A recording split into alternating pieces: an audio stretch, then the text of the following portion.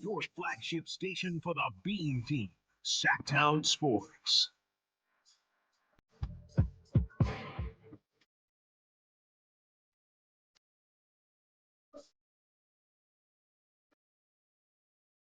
Yes, yes, yes. Allen Stiles here, Sactown Sports, taking you up to 2 p.m. We have made it past the halfway point in the week. Kyle Ledbetter behind the glass for us.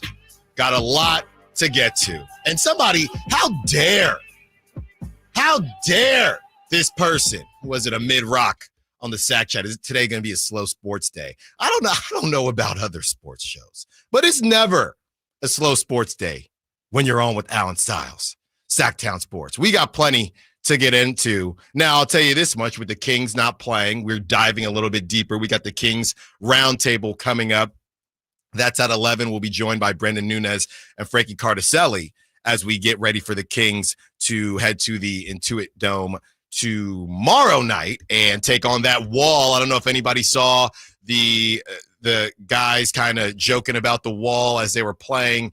And was it Josh Hart or no, it was Jalen Suggs was having some fun with the wall. So the Kings, who've been shooting the free throw ball, if you will, very well, all right, they get to deal with the wall tomorrow night, and we'll see how that goes. The Kings, one of the top free throw shooting teams in the league right now, which is so funny to say coming off the heels of them being last season.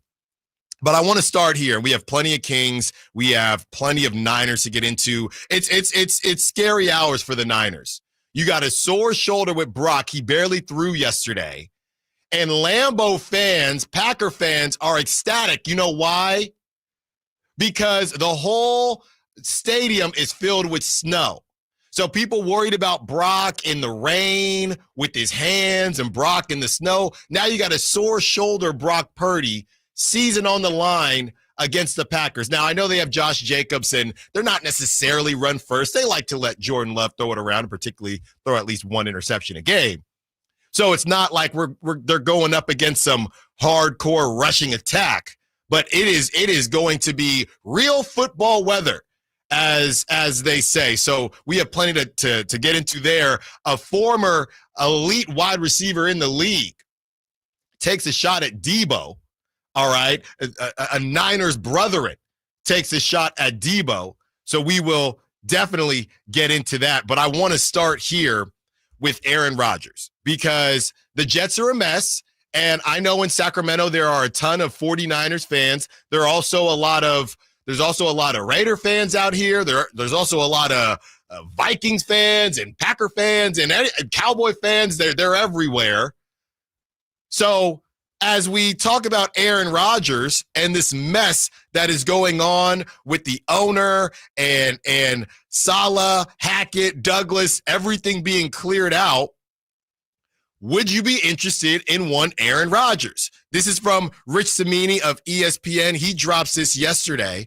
And Woody Johnson, the owner, as he clears house, Rich Cimini had this to write about Aaron Rodgers. Rodgers, who turns 41 on December 2nd, hasn't played anywhere close to his previous standard, ranking 24th out of 31 quarterbacks in total QBR. He's signed for the next season, but he and the Jets appear headed toward a mutual parting. One person familiar with Woody Johnson's thinking said he'd be shocked if the owner brings back Rodgers in 2025. He goes on to say Rodgers might not want to return. He came to New York to play for Douglas, Saleh, and Hackett, and it's hard to imagine him wanting to stick around to play for a new coach and learn a new system. Again, 24th in QBR. That's very bad. That is not good. And he's coming off that Achilles. I know that would be 2 years removed now. The first thing, before we get into which teams would want Aaron Rodgers and who are the fans out there that would want Aaron Rodgers, before we get into all that, can we talk about Davante Adams for a second? Davante Adams was doing his weekly hit or bi-weekly hit, whatever it is, with Kay Adams, and he's still throwing shots at the Raiders over there. He's got to be one of the first wide receivers in history to basically try to follow quarterbacks. It's almost like he's got to check if his deodorant is working or if his Listerine is working, because everywhere he goes to see his buddies keep leaving. He goes to the Raiders. Derek Carr gets out of town. All right, he's like the Grim Reaper of quarterbacks. He goes to the Raiders. Derek Carr's out of town. Now he goes to the Packers. Now Aaron Rodgers might be out of town. Are you going to follow Aaron Rodgers wherever he goes? Before we get into Aaron Rodgers, that is insane. That is insane if that happens to him twice. Have you ever seen the meme where it's like if Kevin Durant had 500 careers in 500 timelines, this would be the worst timeline? Like, since Davante Adams left the Packers, do you think this is the worst possible timeline, like of all the possible timelines that could have come true? Because he did make All-Pro with Derek Carr. He was still excellent as a football player. Yeah. But it just feels like really unfun for Davante Adams these last 4 years. But some of it is some of it are self-inflicted wounds, right? I mean, when things went south in Vegas, he could have just said, hey, y'all know, I think he would have been looked at differently if he just simply said, look, man, not to say that they would have let him go, not to say that he didn't try to have this conversation. Look, man, I didn't, y'all know why I came here. I wanted to play with DC. DC's done. I'm not getting any younger. Just let me go somewhere else. I think the biggest part of your timeline conversation, Kyle, is the fact that Jordan Love is kind of a stud. And he could have, now that's not to say that they would have won anything. They didn't necessarily win anything in Green Bay, but he left probably the best quarterback the best quarterback out of the three that he's played with. Or out of the seven, because he's played with Derek Carr and Jarrett Stidham. Gardner Minshew and I give Davante Adams the most credit in the world. I was stunned that this didn't get more traction. When they got rid of Derek Carr and signed Jimmy Garoppolo, he straight up said in an interview, I do not agree with the front office. Yeah.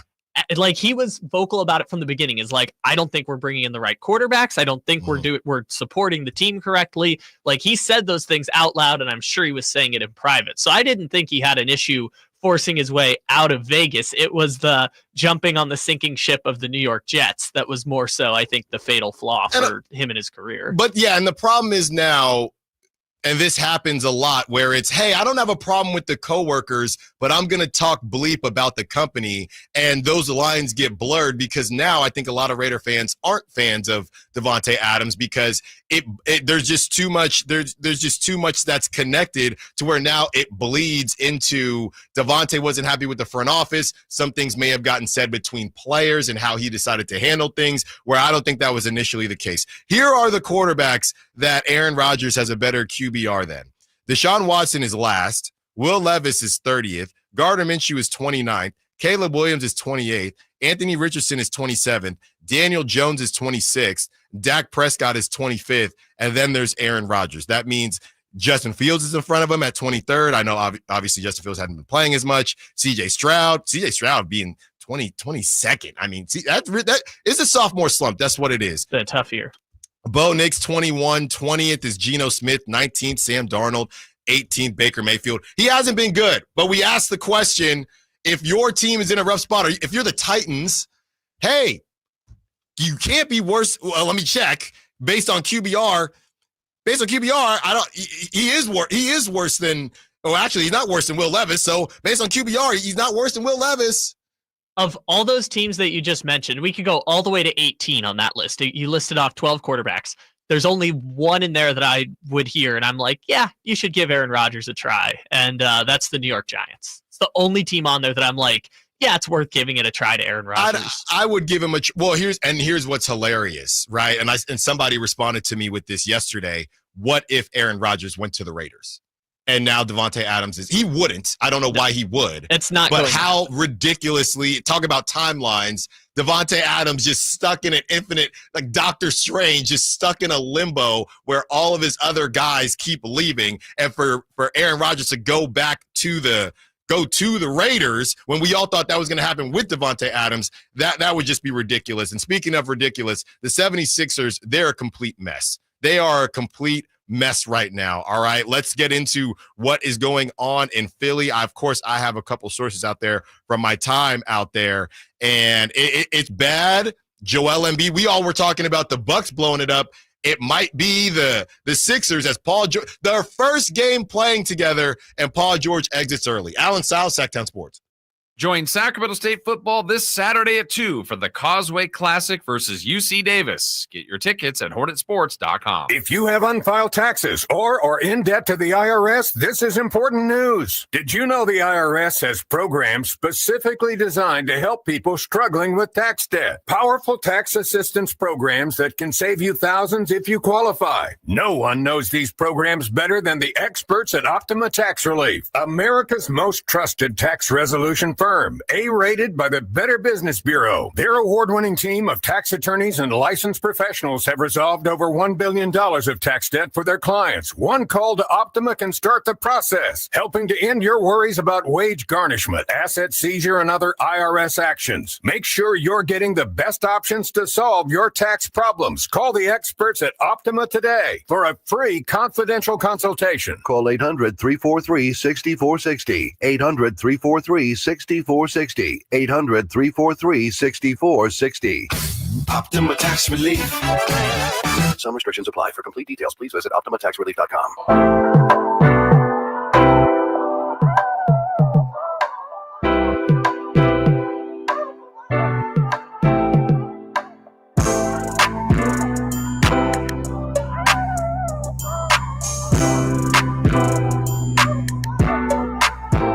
Live and local, 6 a.m. to 6 p.m., Monday through Friday. Sactown Sports. Allen Stiles, Sactown Sports. Phone lines on fire already. So those teams that we mentioned, Kyle, we're going to get into the 76ers as well. Because, look, you look at value, I would say the only guy, if the 76ers, now we're, 15 games into the season, a lot of people, I saw people saying they might be in the Cooper Flag sweepstakes because why not? Just let Joel Embiid rest all season. The thing about Joel Embiid is when somebody is injury prone, the question isn't rest because they just, it's not as if, hey, he's going to rest and then be healthier. He's just going to come back and I'm not hoping this, he might have a different injury. That's the issue. It's not a matter of let's rest Joel Embiid.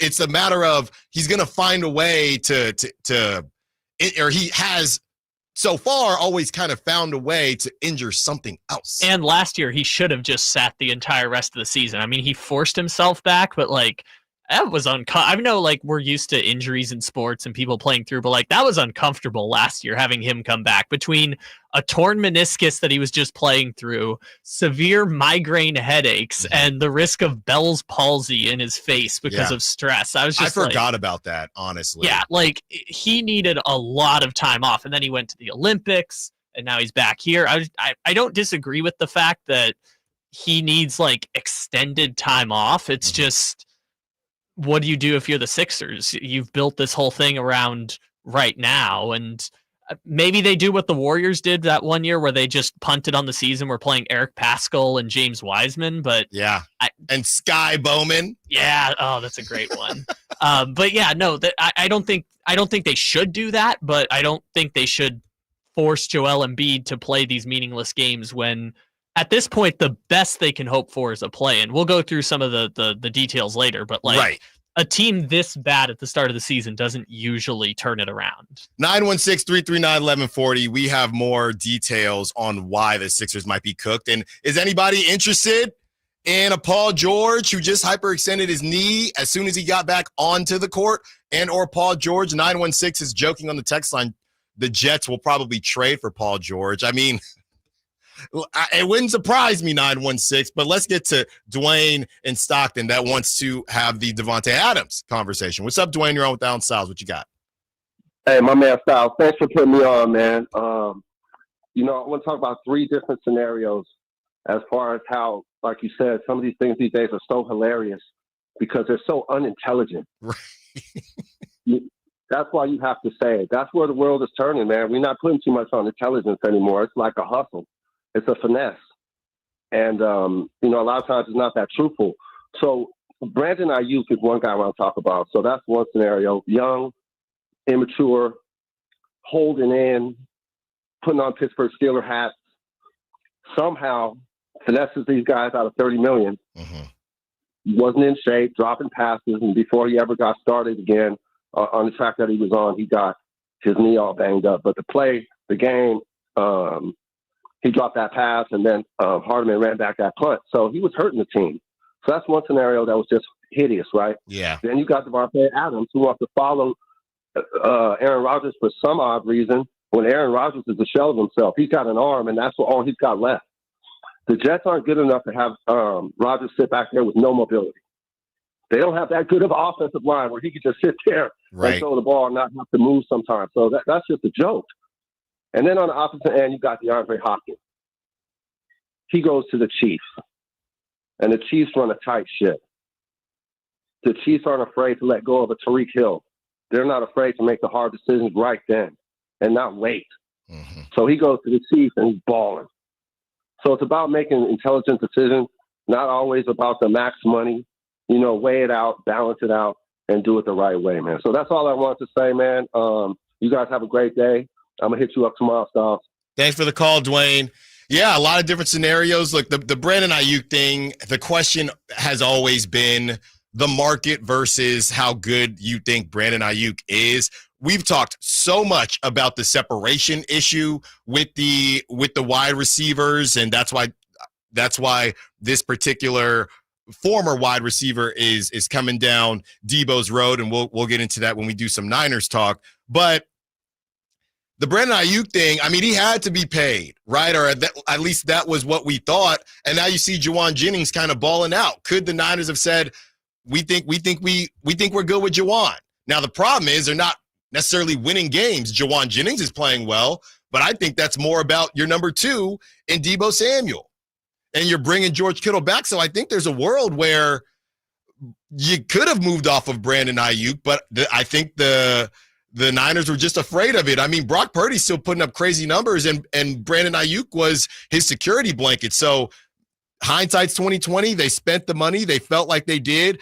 Brenden Ayuk called their bluff, and they didn't want to go through it. The Niners were ready to move on. Remember, it was like, we have these offers on the table, and they went back to Brenden, and they were like, what do you want? Well, and then it turned into Kyle Shanahan. That was the whole thing of Kyle Shanahan running up the stairs to shut down the trade. So maybe that falls back on Kyle Shanahan as well. As far as Davante Adams, yeah, I don't know. I think that so much was said between the receiver show on Netflix, and Davante just didn't want to be there. I think Davante honestly felt, well, even if the Jets stink, and that's essentially what he said on the Kay Adams show, even if the Jets stink, I'm still okay with not. I just didn't want to be in Vegas, and I get to kick it with my buddy and crash Pat McAfee shows, and that's what he wants to do, and do Taco Bell commercials. Bless him. And it's just for this year too, because they can release him with like an $8 million cap hit. Yeah, his family might not even be in New York, to be honest. They might even still be in Vegas. If the Jets really do want to scrap this whole thing, he can hit free agency really easy next year. And pick another quarterback that will probably – that's what I want the Bovada odds on. Who's the quarterback that will leave next because Davante Adams joins that team? Real quick, wanted to get to the 76ers drama. 76ers are in turmoil right now. They got smacked by the Grizzlies, and I watched a lot of that game yesterday with no Ja Morant. It was the first game after their confrontation between Maxey and Embiid, as Maxey said that Joel Embiid is showing up late. Embiid was asked about those details getting out, and he said whoever leaked that is BS. Okay. Paul George left the game with a hyperextended knee. That was the first game they played together as a big three, and it was short-lived. They're 2-12, the worst record in the Eastern Conference, which stinks. All right. Even the Raptors are better right now. The 2023 Lakers made the Western Conference Finals after starting 2-10, but that's the only situation in the last 10 years of a team that has been this bad to start turning it around. And I just don't think they're going to, because they don't have LeBron James on that team. And, you know, let's not forget that Lakers team, that was the year where they made all those moves at the deadline. And it was essentially not a brand new team, but it felt like a brand new team. That was one of the most successful trade deadlines, I think, in recent NBA memory, and I don't see the Sixers. They were already supposed to make their moves. What other moves could they make? They're already supposed to be at their ceiling, so I think they're cooked. And they're $10 million over the cap at this point, so it restricts what you can do in trades and things like that. They're not going to scrap it because it's just starting. It's just this. They are coming to the realization. I think we're all coming to a realization. This year is going to be a flop for the Sixers. Yeah. Next year, it might be the same team and run it back, and you make some small moves like the Suns did. And look, the Suns are better, although they're not playing well right now. But we thought the Suns would be better. That's probably what they do next year. But I think we're all coming to the realization that this season is going to be a flop for the Sixers. Well, I think that's a great point, right? Whether it's the Suns, whether it's the Timberwolves, we see these teams, and the Knicks right now, we see these teams make these huge moves, and we think the Bucks, even though that they still stink, we see these teams make these big moves, and our thought is, oh, wow, that instantly makes them a contender, when in theory it does. But, I mean, besides the Kevin Durant, and that's different because it was just Kevin Durant, the marksman that he is, being dropped into a team like the Warriors, all these big moves. I mean, going back to the Heat lost in the finals their first season. So all these big teams that make these big moves, we think they're immediately going to win a championship, and they almost never do. Unless it's the biggest of big moves, which is basically you get LeBron James or Kevin Durant joins the Warriors. Right. Yeah, it usually takes some time. And for the Timberwolves, you mentioned them, it took them a whole season when they traded for Gobert. And part of that was Towns missed like 50 games, but it took them a whole season. The Knicks are just now starting to figure out how to play with each other. And even then, it's been disjointed. It's been Brunson one game, and Towns is putting up big numbers, but they're losing. They're starting to figure it out now. I think yesterday they had like Towns and Brunson had like 70 points, 12 rebounds, and 12 assists between the two of them. So they're starting to figure it out offensively, but it was rough sledding to start. Rough sledding, and it hasn't been rough sledding for De'Aaron Fox, who is now being talked about all over the place as the most underrated player in the league. Austin Rivers has some things to say about De'Aaron Fox. Let's hear what Austin Rivers has to say right after this. Allen Stiles, Sactown Sports. De'Aaron Fox plays here. Stolen by Fox. Breakaway coming up for De'Aaron. And a simple, casual spike with the left hand. The Kings lead by 3. Sactown Sports is your proud home of the Sacramento Kings. The holidays are always a great time to get together with family and friends, but nothing beats the thrill of Stockton Honda's deals. During Happy Honda Days, find the perfect ride in person or online. With over 400 new Hondas ready to go, now is the time to buy at Northern California's #1 Honda dealer, Stockton Honda. Anytime, anywhere, it's all here. StocktonHonda.com. Number 1 claims based on 2023 total new and Honda certified pre-owned vehicle car sales from American Honda Motor Company sold on report. Don't you deserve healthcare you can count on? Well, you can count on United Healthcare with Medicare plans that fit your life today and as your needs change tomorrow. You can enjoy reliable coverage and low out-of-pocket costs with a Medicare Advantage plan from United Healthcare. United Healthcare Medicare Advantage plans. Made for California, trusted everywhere. The Medicare annual enrollment period ends December 7th, so go to uhc.com/Medicare today.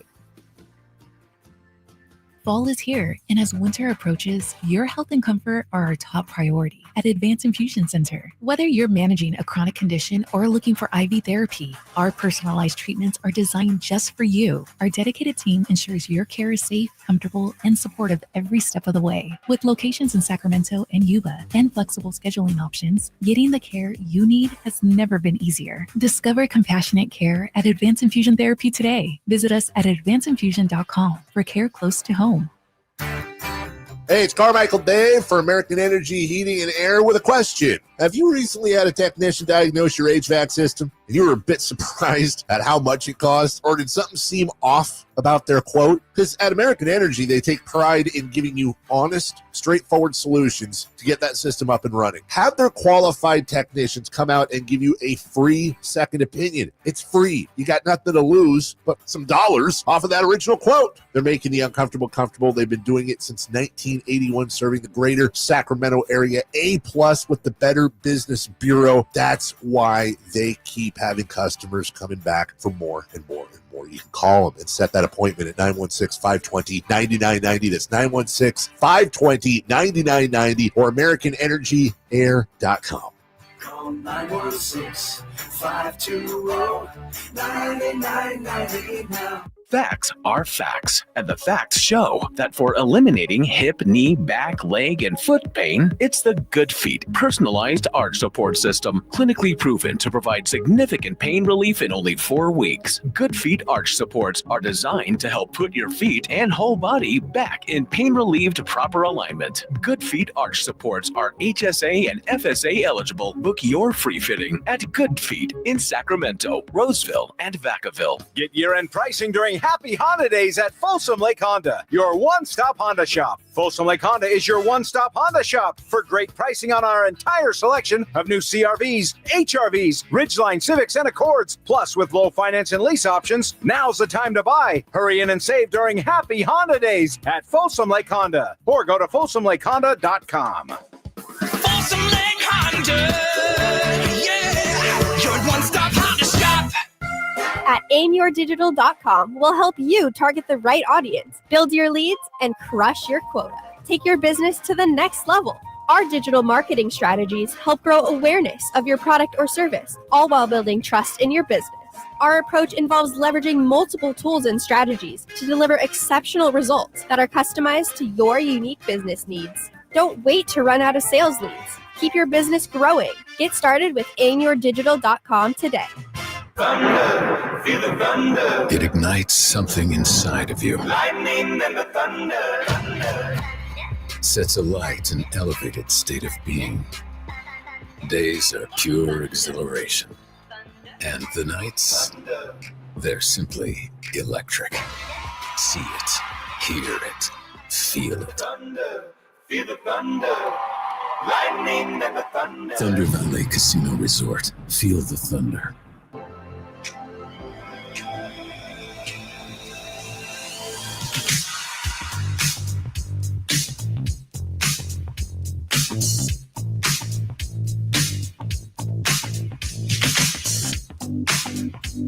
Your flagship station for the Beam Team, Sactown Sports.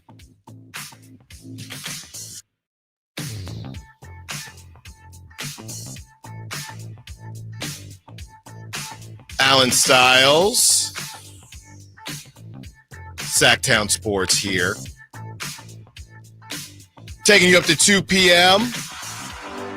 And we are going to get into some Kings with De'Aaron Fox. Of course, the roundtable is at 11. We'll be joined by Frankie, Cartoscelli, Brenden, Nunes. Want to have them for an hour, but they got to run to practice, so it might be more like 45-ish minutes. So we will have them at 11. I know people are asking on the text line, Sac Chat, updates on the injuries and who will be playing tomorrow night. So we are going to get into all that. But we did want to, I know I see Kyle handling the phones right now, but we're going to get to this Austin Rivers sound. He's asked about De'Aaron Fox being underrated. He gets asked a question, and this is what he had to say. 24 hours. Yeah, that was insane. He was cutting up. And I can't help but think, is this the most underrated player in the NBA? Because if he played for, a New York market, LA, or just a bigger market in general, the guy, the way he plays, how good he is, I just don't feel like he's talked about when it comes to other point guards. Shout out to D Fox, man. He's cold. 2 games, as great as they were, it doesn't put him in like the MVP race. But the way he's playing, he's 26 years old. This could be him entering his prime. We don't know that. 100%. You know what I mean? 100. That's another thing. The NBA is so young now that we count guys out. By the time they get to like 26, 27, I thought he was older, right? Yeah, bro, he's entering his prime right now. A couple more games like that, and if they win, you start to throw him in that conversation. Even if you don't win MVP, being on the Kia ladder is a huge deal. And, people don't realize it can lead to an all-NBA team, which triggers certain things in these guys' contracts, man. It's a big deal. So shout out to D Fox, really cooking up. 24 hours. Yeah, that was insane. He was cut. That was Austin Rivers on De'Aaron Fox. And yeah, I mean, I think the most important thing that I heard, and it's funny because we obviously talk about the Kings every day, do need to be reminded at times that De'Aaron Fox is 26. 26. These dudes come into the league so early. I guarantee you, whether anybody wants to admit it or not, I guarantee you off the top of your head, you probably thought De'Aaron Fox was older than 26. Because honestly, I did. I didn't think he was much older than 26, but I thought I have to be reminded that he is only 26 years old. And that's a big deal because when you're talking about going into your prime, I think now is starting the prime from 26 on to about 30, 31 years old, hopefully more. But this is a guy who it's his 8th year. That's why it feels like he's older than that, because this is his 8th year in the league, but he's only 26 years old. So I think Austin Rivers made a great point. These guys get counted out if they don't win immediately, or if they're not putting up these gaudy numbers immediately, especially if you're in a small market like Sacramento. And then from there, you have to power through that. So this could be, this could be a life-changing season for De'Aaron Fox. His shoe comes out. He's the first player on the Curry brand. He's up for all NBA, which could lead to a supermax. He's finally joined by DeMar DeRozan, who's just adding to the team. They could go on a legit playoff run. A little bit later in the show, we'll talk about who we believe in from the West, because there's not many teams right now. I don't know if I believe in the Kings yet. We need to see them do more. But the West is wide open as far as I'm concerned. Even if you put OKC in the number 1 spot, there's plenty of opportunity out there. This is a huge, huge year for De'Aaron Fox, and I think he's in a good position to do what he needs to do. Obviously, now what I want to see once DeMar DeRozan returns, whether it's tomorrow night or moving forward, can we see a version of this De'Aaron? First of all, we need winning basketball, right? We've been talking about, and we'll talk about it with the Roundtable crew, the insiders. We've been talking about how these next 10 games, this is an opportunity to get away from 500. You're playing the Spurs twice and the Jazz, and mix the Blazers in there. The Grizzlies might not have Ja yet. So this is an opportunity these next 10 games. But now we've seen a DeMar DeRozan heavy Kings, and these last couple of games we've seen a De'Aaron Fox heavy Kings. Where is that balance? And can we get to a point where if you're De'Aaron Fox, look, I'm putting up numbers to be in the all NBA category, but we're also winning basketball games? Because we discussed it before. It has to be one of the two. You have to be putting up Shea, Luka type numbers, just ridiculous usage type numbers, and or you have to be close to that and winning. And De'Aaron Fox, so far, he doesn't put up those gaudy numbers, and the Kings haven't won like that. So is he going to be able to get over that hump this season? He's going to have plenty of opportunities. I think when you see somebody drop 60, the level of belief and the level of respect just elevates. And it's funny because yesterday we were talking about the different versions of dropping ridiculous points and what is scalable and what is not. So I wanted to make note of this because yesterday, as the Cavs were taking on the Pelicans G team, and that might be even being nice as far as the G team is concerned. Oh, it might be worse than that. I think the Stockton Kings probably beat the Cavs last night, and I'm not kidding. We have a stat about it coming up later in the show. It's crazy how much of the Pelicans is hurt. So you have journeyman Ty Jerome, dropping 27 in the first half. So Ty Jerome dropping 27 in the first half, that's what we're talking about a dude just getting hot, right? Those random 50-point games. By the way, you know how many points Ty Jerome finished with? 29. 29 points.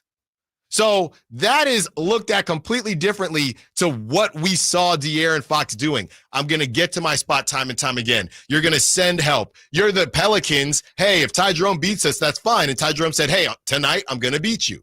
You know, the Timberwolves, maybe they were willing to let De'Aaron cook a decent bit because nobody else was doing anything. But once that game got tight, they were no longer operating under the guise of, hey, we're going to let De'Aaron do his thing. It was, no, we need to stop De'Aaron because De'Aaron is the one who brought the Kings all the way back, and they couldn't do it. So this could be a huge, huge season for De'Aaron Fox, his brand, for his family. We know he's got the new little one. He's a father of 2 now. His brand, his family, his career, everything is in front of De'Aaron Fox.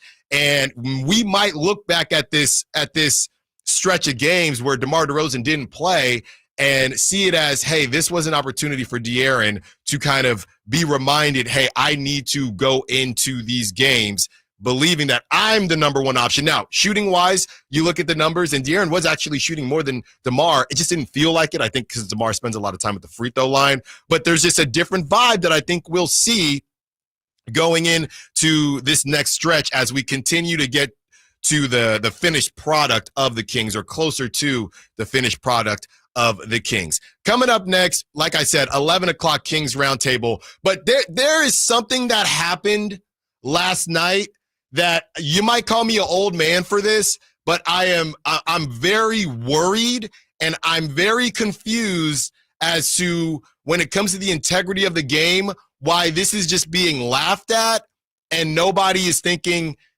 isn't this a slippery slope? I'll tell you what it is when we return. Allen Stiles, Sactown Sports. Join Sacramento State football this Saturday at 2 for the Causeway Classic versus UC Davis. Get your tickets at HornetSports.com. We all hear the radio ads about the IRS. They tell you to be afraid, to be scared, and they try to frighten you into calling. I'm not here to do that. Tax Relief Advocates is different. TRA is here to tell you that if you owe money to the IRS, whether it's $5,000, $50,000, or $500,000, we have a solution. It doesn't matter if you're sitting in your car, at work, or with your kids. No matter where you are, call now. 800-583-5795. Don't lose hope. TRA can eliminate or reduce what you owe to the IRS. Generous programs are now available that can give you a fresh start. Our passion is taxes and helping individuals fix their IRS problems. We have over 1,000 5-star reviews on Google and an A+ with the Better Business Bureau. You don't need to be afraid of the IRS any longer. End your tax nightmare today by visiting us online at TRA.com or call 800-583-5795. That's 800-583-5795. Tax Relief Advocates. Real solutions for real people. When you're hiring, ZipRecruiter's technology makes finding qualified candidates for your job easy. What if the rest of the world was as easy as ZipRecruiter? Math problems wouldn't be so problematic. K equals 42. And summiting Everest would be a walk in the park. In the meantime, if you want to make your hiring easier, use ZipRecruiter. And right now, you can try it for free at ZipRecruiter.com/free. ZipRecruiter.com/free. Everywhere you look, things are getting more expensive. So at Consumer Cellular, we're lowering the price for those 50 and up. Now you can get unlimited talk, text, and data for $30 a line when you buy 2. That's just $60 a month for 2 unlimited lines. So if you're 50 and up, make the switch and save. Come on, you've earned this. Call 1-888-FREEDOM or visit consumercellular.com today. Requires 2 lines of service, age validation, and credit approval, subject to system and area limits, taxes, and other fees apply. At Elk Grove Honda, our recipe for happy holidays is to think Happy Honda Days. Let's explain. Happy is a good thing. We all like happy. Honda stands for quality, reliability, comfort, design, peace of mind, value at resale, and a lot more feel-good words. Days is how long you have left to take advantage of Elk Grove Honda's year-end clearance underway right now. Elk Grove Honda is located in the Elk Grove Auto Mall, Highway 99 at Elk Grove Boulevard, or visit us at elkgrovehonda.com. I gotta get an Elk Grove Honda. The sewer system. It's probably the last thing on your mind, and that's okay. Because at the Sacramento Area Sewer District, it's our first priority. As the region's largest sewer utility, we own and maintain thousands of miles of sewer pipe. And our job is to get to your sewer problem before it interrupts your life.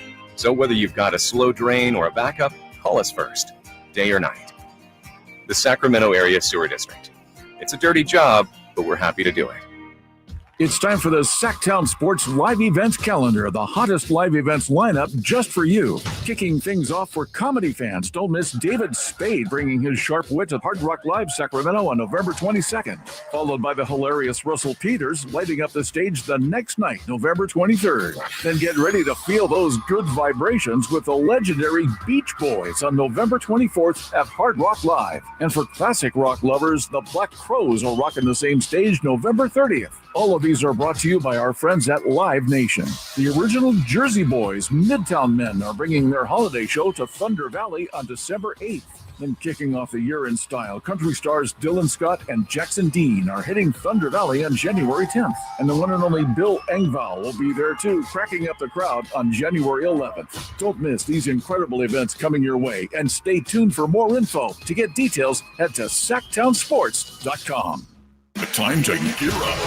It's the Black Friday and Gold Saturday open house event at Roseville Power Sports, located at 360 North Sunrise Avenue. We're your home for the best deals on Can-Am side-by-sides, ATVs, and Ski-Doo snowmobiles. Now's the time to save thousands on a brand new Can-Am or Ski-Doo. And check out the all-new Can-Am Maverick R with an incredible 240 horsepower. A Maverick R is built to conquer any terrain, bringing unmatched power and excitement to your off-road adventures. Plus, save 30 to 50% on accessories, helmets, jackets, gear, everything you need to ride in style and safety. This Black Friday and Saturday only. And it's not just about the savings. It's an open house event you won't want to miss. Join us for food, prizes, and more this Black Friday. So head to Roseville Power Sports this Black Friday and Gold Saturday from 9 a.m. to 6 p.m. And let's kick off the holiday season with incredible deals and tons of fun.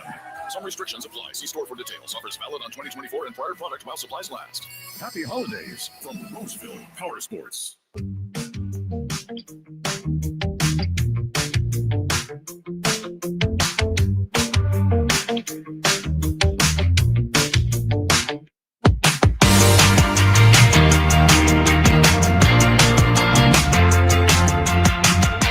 Live and local, 6 a.m. to 6 p.m., Monday through Friday. Sactown Sports. 11 o'clock, we will be joined in 15 minutes by the Kings Roundtable. Brenden, Nunes, Frankie, Cartoscelli. But I gotta play this. And by the way, shout out to everybody, and I know Kyle is too young for this. I had multiple people reaching out to me yesterday about the Hey Arnold drop that I mentioned, and I hate the rain, I hate the snow. So Kyle is cooking that up for us, and we're gonna play that. We're gonna play that clip coming back from one of the breaks in the 12 o'clock hour, and it is going to be very nostalgic. It is a throwback Thursday. It is a throwback Thursday after all. So we're gonna have some fun with that, because I had people hitting me up on Twitter saying, Allen, I remember my daughter singing, I hate the rain, I hate the snow. So we're gonna have some fun with that in the 12 o'clock hour. But what I'm about to get into right now isn't very fun at all. And this is about Draymond Green being mic'd up yesterday. And I want people's help on this. 916-339-1140. Am I being an old man? I got some grays coming in on the side of my head. I got some grays in my beard popping up. Am I going to get more grays with this take? All right, so this is what's going on. Sack Chat, I want your help as well. And, of course, you, Kyle, because you are the Gen Zer, so maybe you'll think differently. This is what happens. Last night, the Warriors took on the Hawks, and they smacked the Hawks, by the way, who the Hawks did beat the Kings. The Kings were missing their guys. Last night, Draymond Green was mic'd up, and they're doing the clips of Draymond Green being mic'd up, and you can hear a ref say this to Draymond Green before the game starts. Here it is. Listen to the first 10 minutes of your podcast. So I don't want to hear no feelings tonight. Yes, sir.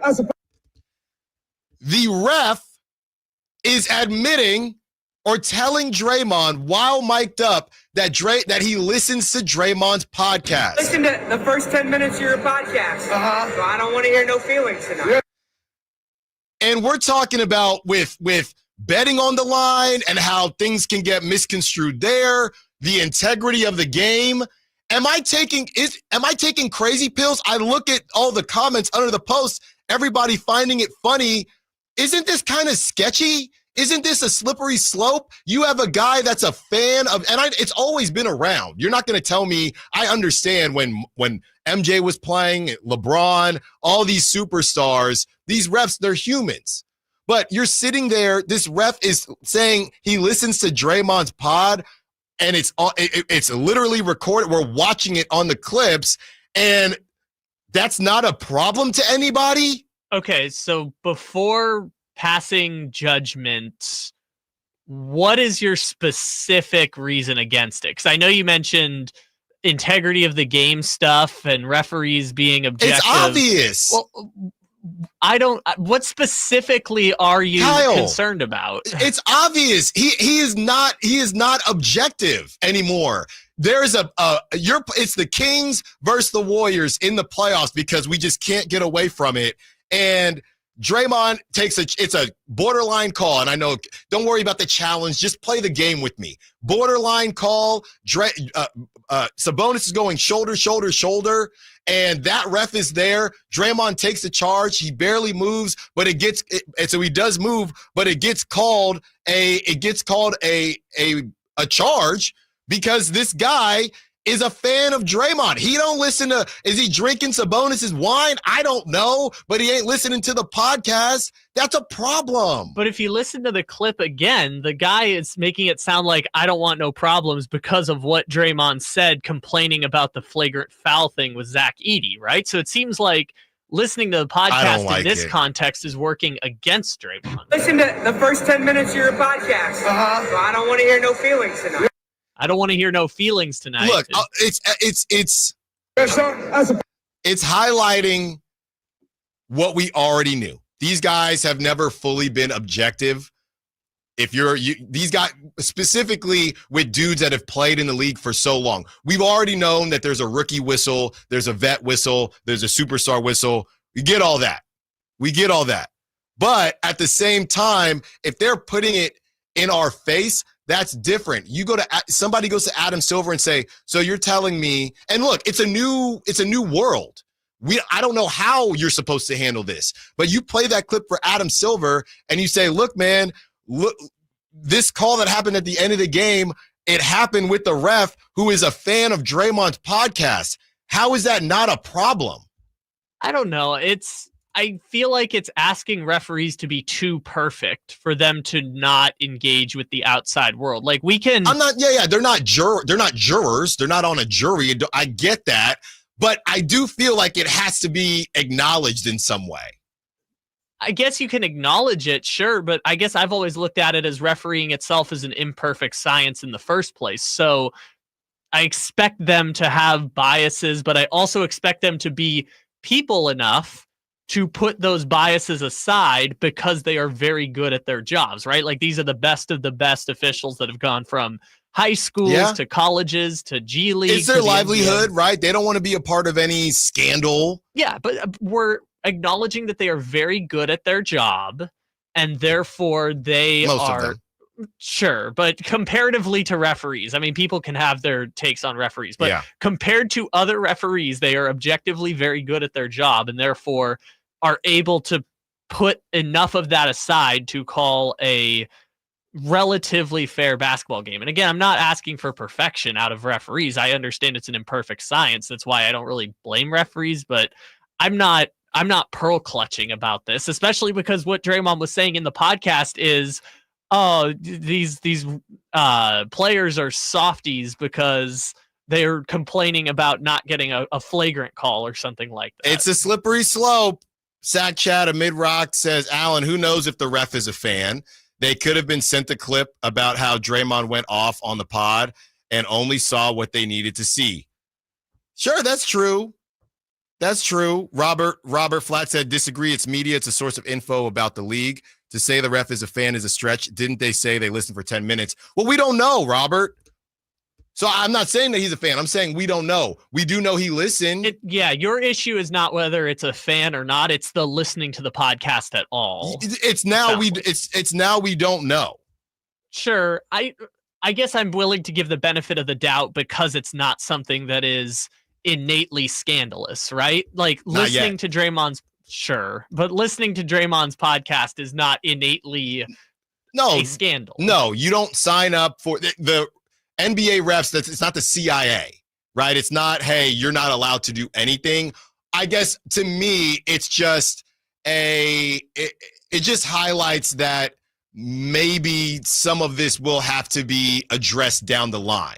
I want to play this one fun part from the clip at the end. Kind of listen very carefully to what Draymond says in response to the guy real quick at the end. Listen to the first 10 minutes of your podcast. So I don't want to hear no feelings tonight. Yes, sir. Just hit a little yes, sir. Yeah. A little yes, sir. Look, it's all fun and games, and you don't want to be on Draymond's bad side. He'll bleep you. You know that. I need Dave's machine to bleep myself. I mean, who's really in control here, though? I mean, like, the referee ultimately is going to call yes or no on Draymond for the most part. I don't think listening to the podcast is going to make it more or less. You don't think likely. that's weird at all?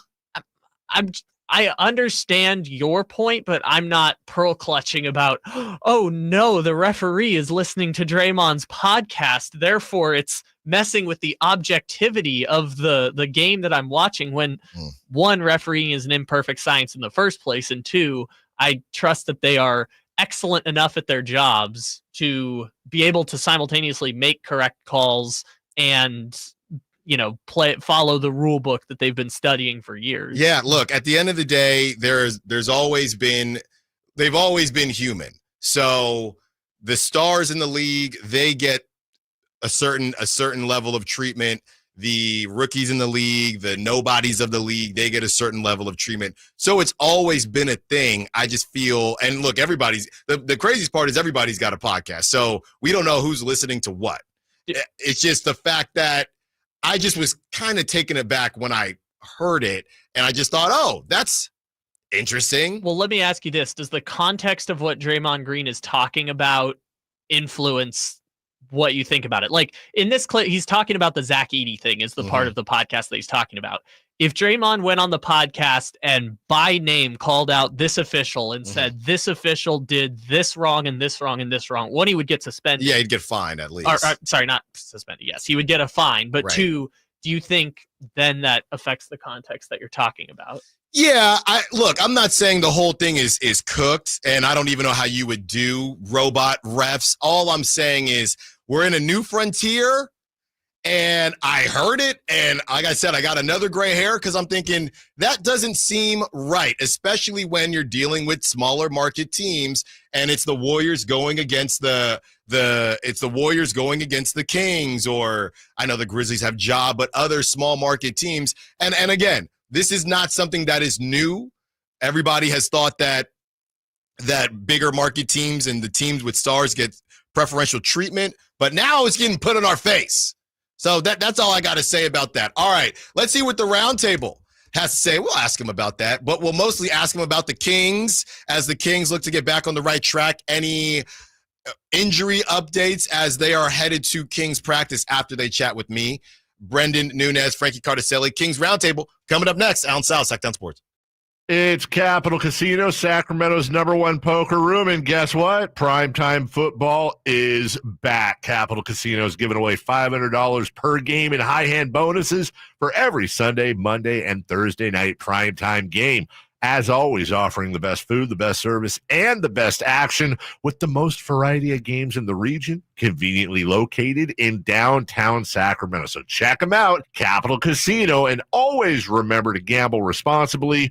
1-800-GAMBLER. Hi, I'm Justin Gingery. One of the most common questions I receive is what makes us different from other law firms. At Gingery, Hammer & Associates, we handle your case from beginning to end. Whether your case reaches a settlement, whether we need to file suit, or even take it all the way to trial, we will be with you along the entire way. And because we are committed to you and your case, we are as invested as you are in making sure you get the outcome you deserve. If you have an injury, just call Gingery. Golf to Go is brought to you by the Hagen Oaks Golf Super Shop. Here's Frank LaRosa. With wet weather here, you're probably going to play a few rounds in the rain, so keep a few things in mind in those wet conditions. The ball probably won't go as far because you'll get little, if any, run out. If you tend to hit the ball low, maybe think about adjusting the loft of your driver to carry the ball farther. And when you get to the short clubs on the wet ground, your wedge can have a tendency to dig into the turf, so focus on hitting the ball first. And if you occasionally spin the ball back on the greens, expect more of that to happen when they're wet. Now, all of this assumes that you're ready to play in the rain. You own waterproof shoes and rain gear, rain gloves, which work best when wet, and an extra towel to keep everything else dry. But the most important thing you should bring to the first tee is a positive attitude. I found some of my most memorable rounds have been played in the rain. Overcoming the conditions to enjoy yourself while possibly shooting a good score makes for a great day. And remember, golf is a game, even in the rain. That's your Golf to Go. I'm Frank LaRosa. Hi, everybody. Jay Leno here. You know, I love doing live stand-up comedy. No politics, no lectures. I'm not giving you my opinion on every issue of the day. Just nothing but jokes. So come by, check it out, and we'll have a lot of fun. Oh, it's clean, too. Jay Leno live on stage with special guest Arsenio Hall. Saturday, March 29th, on stage at Hard Rock Live, Sacramento. Tickets are on sale Friday at 10 a.m. at Ticketmaster.com. Come on by. Check out the show. The Beach Boys, Endless Summer Gold. This Sunday night at Hard Rock Live, Sacramento. The music, the memories, the Beach Boys. Riding an endless summer wave into 2024. Buy your tickets now at Ticketmaster.com. Don't miss the Beach Boys, Endless Summer Gold, live.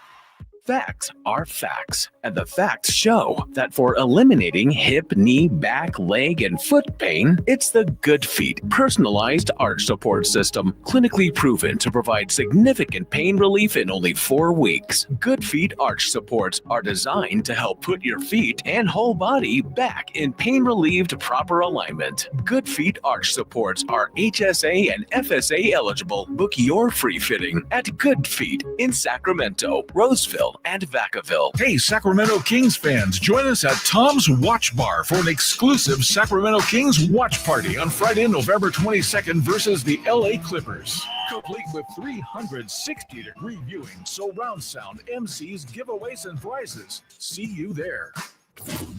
KHD1 Sacramento, KYMX HD3 Sacramento. Your flagship station for the Beam Team.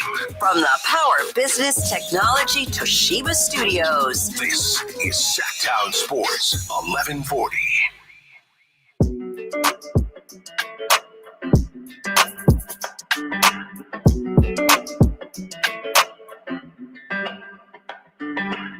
Your home for Kings basketball for over 25 seasons. Sactown Sports.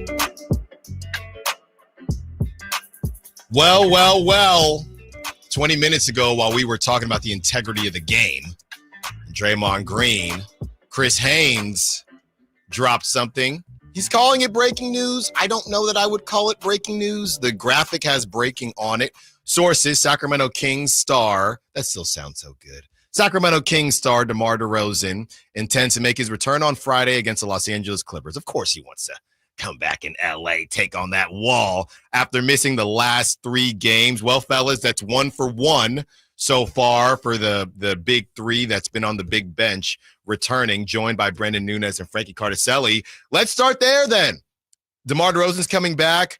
I guess we'll know more about Domantas, Sabonis, and Malik Monk. You guys are headed to practice a little bit later, but your thoughts on the return of DeMar DeRozan and what we saw from the Kings without them, without the 3 of them these last couple games. It always seemed like it was kind of trending that way, right? With the 3 days off in between games, which the Kings really needed at a very ideal time. The offense, obviously, with Sabonis, no DeRozan, no Malik, it looked like a shell of itself. But at the same time, they found production from other guys, and it wasn't quite in ways that we're used to seeing from the Sacramento Kings group. But we were talking about it yesterday on the podcast. We recorded that this team is still kind of in its infancy as far as what they look like with Malik Monk, Domantas Sabonis, DeMar DeRozan, and De'Aaron Fox, who wasn't playing at the level he's playing right now. That's the main question we'll have to keep an eye on over the next week plus is can he continue to produce at the level he's producing right now? Can he be that high volume scorer, keep finding those spots? But I think that going into a game against the Clippers, who the Kings had their worst 3-point shooting night in the history of the franchise, having as many scorers as you can and back at once is going to be a very ideal thing for them on Friday. Yeah, no two ways about it. I mean, it's a big plus, obviously. It's an 8-time All-Star, future Hall of Famer, like we know, averaging 23, just under 22.9 points per game in the 12 games that he played before he went down. I think, like Frankie said, the big question is how can De'Aaron continue his aggressiveness while DeMar is there? The big change for De'Aaron just kind of getting downhill. And, this is one of those moments. Does the spacing of DeMar affect that at all? And I don't think that we've seen that be the case early on. But De'Aaron's taken another step, and I think that does need to be maintained to some extent, and there's still room for DeMar to get his, but, I mean, it's always great to get a future Hall of Famer back. Yeah, and I think that's the main thing, right? I'm not trying to give any credence to the national media that hated or gave the Kings a C on the trade, anything like that. But I do think I completely allow, not that I need to allow, but I'm good with Kings fans victory lapping the Tyrese Halliburton wrong guard conversation. Why not? You're Sacramento. You got Brandon Jennings and Gilbert Arenas throwing shots all the time for absolutely no reason. Get it while you can. We get all that. But there was a lot of early victory lapping on the DeMar DeRozan front about the quote-unquote fit.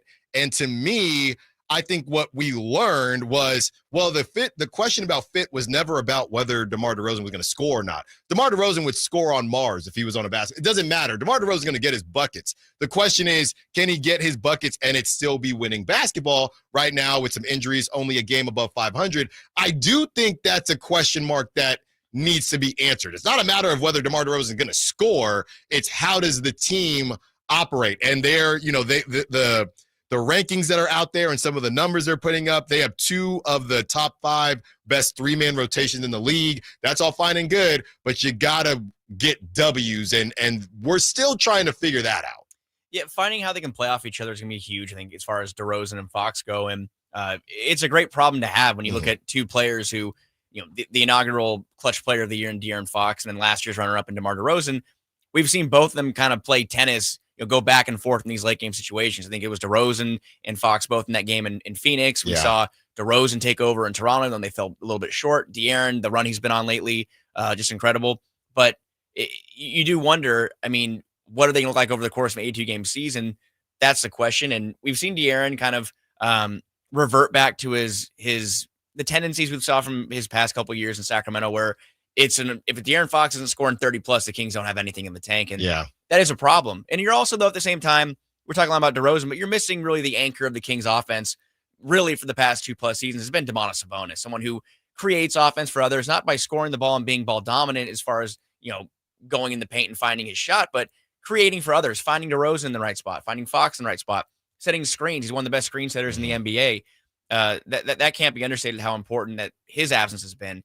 But I do think as far as this Kings offense goes, it will go as far as the Fox and DeRozan combo takes them. Yeah, I think that's well said, and they've kept afloat even while these guys were active, but a little bit without them, obviously. Alternated wins and losses for the last 7 games. Yeah. Only time they've lost 2 in a row, even this season, was the first 2 games of the season. That's a combined total of 4, 5, 7 points in just those 2 games there. So I think they've been in a lot of these games. I think one of the big themes throughout the course of that Beam Team inaugural season, I guess you'd call it, was they didn't lose many games in a row. I think they went on a 3-game losing streak, maybe 1 or 2 times max throughout the course of that season. So I think that's where you could see some consistency. The offenses look good. It's just kind of cleaning up things on defense. And the 3-point shooting, I think now DeMar is coming back. And part of the aspect is, yes, everybody's talked about De'Aaron, but I think that Trey Lyles has really caught a rhythm in the meantime. And, you're still waiting on Kevin Huerter and Keegan Murray offensively to come around a little bit, but Jordan McLaughlin, a little bit of some of these other bench pieces, I think got to spread their wings. Keon just coming off that 33-point career high. I think that bodes well also for these other guys returning.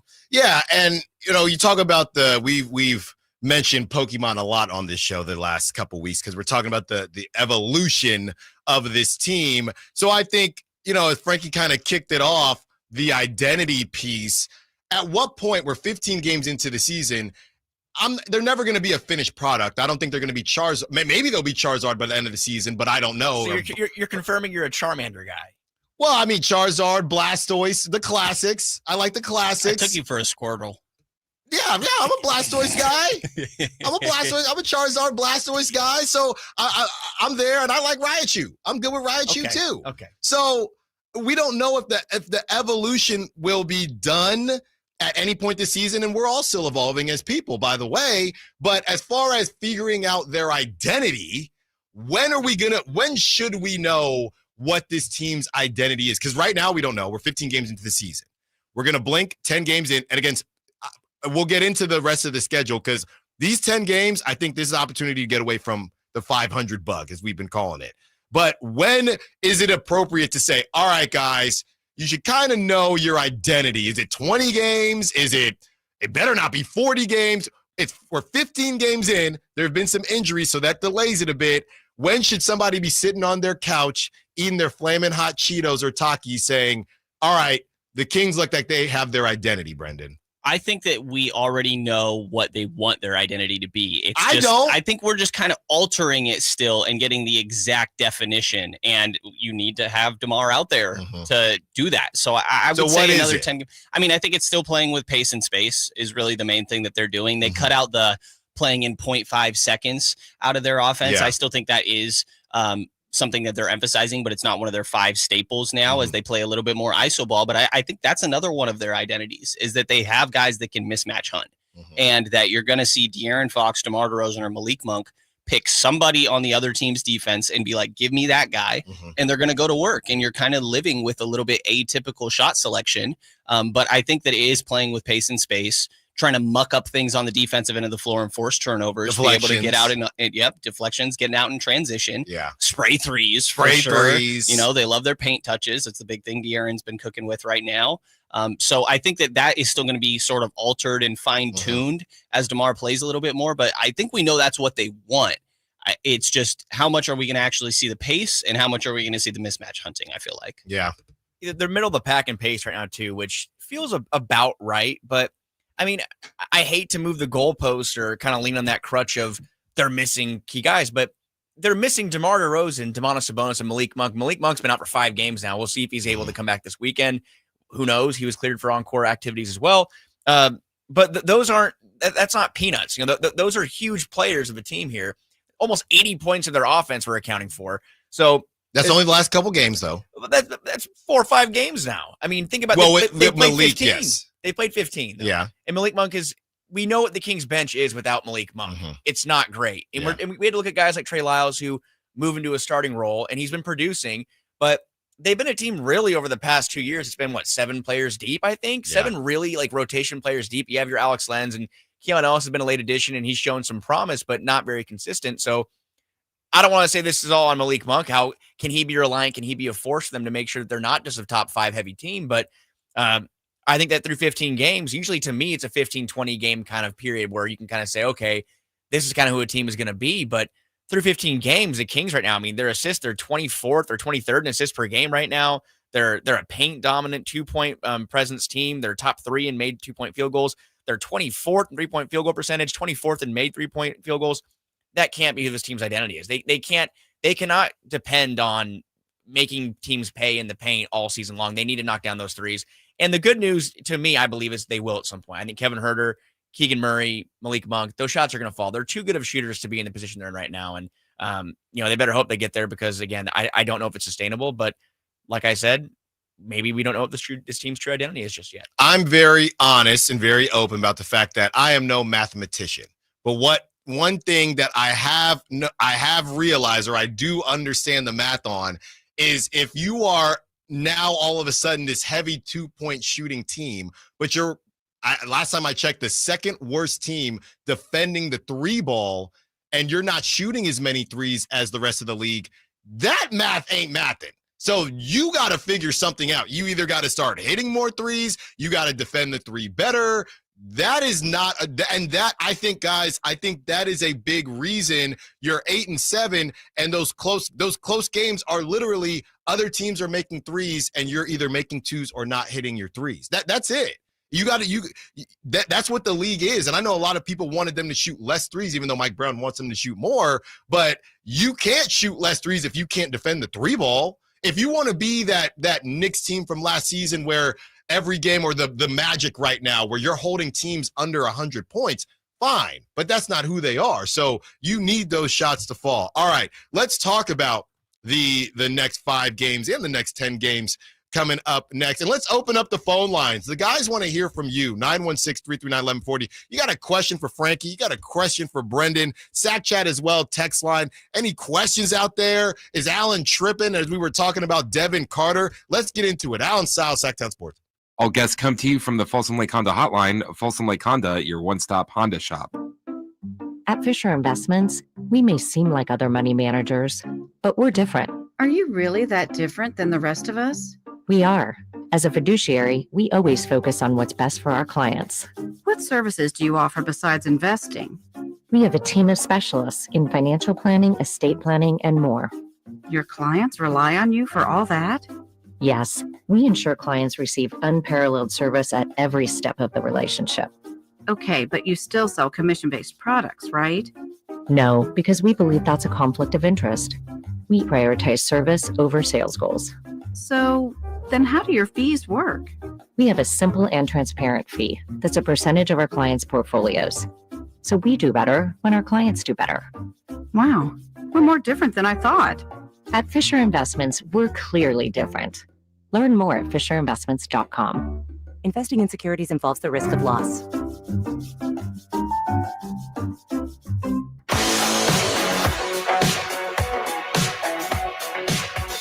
Your flagship station for the Beam Team, Sactown Sports.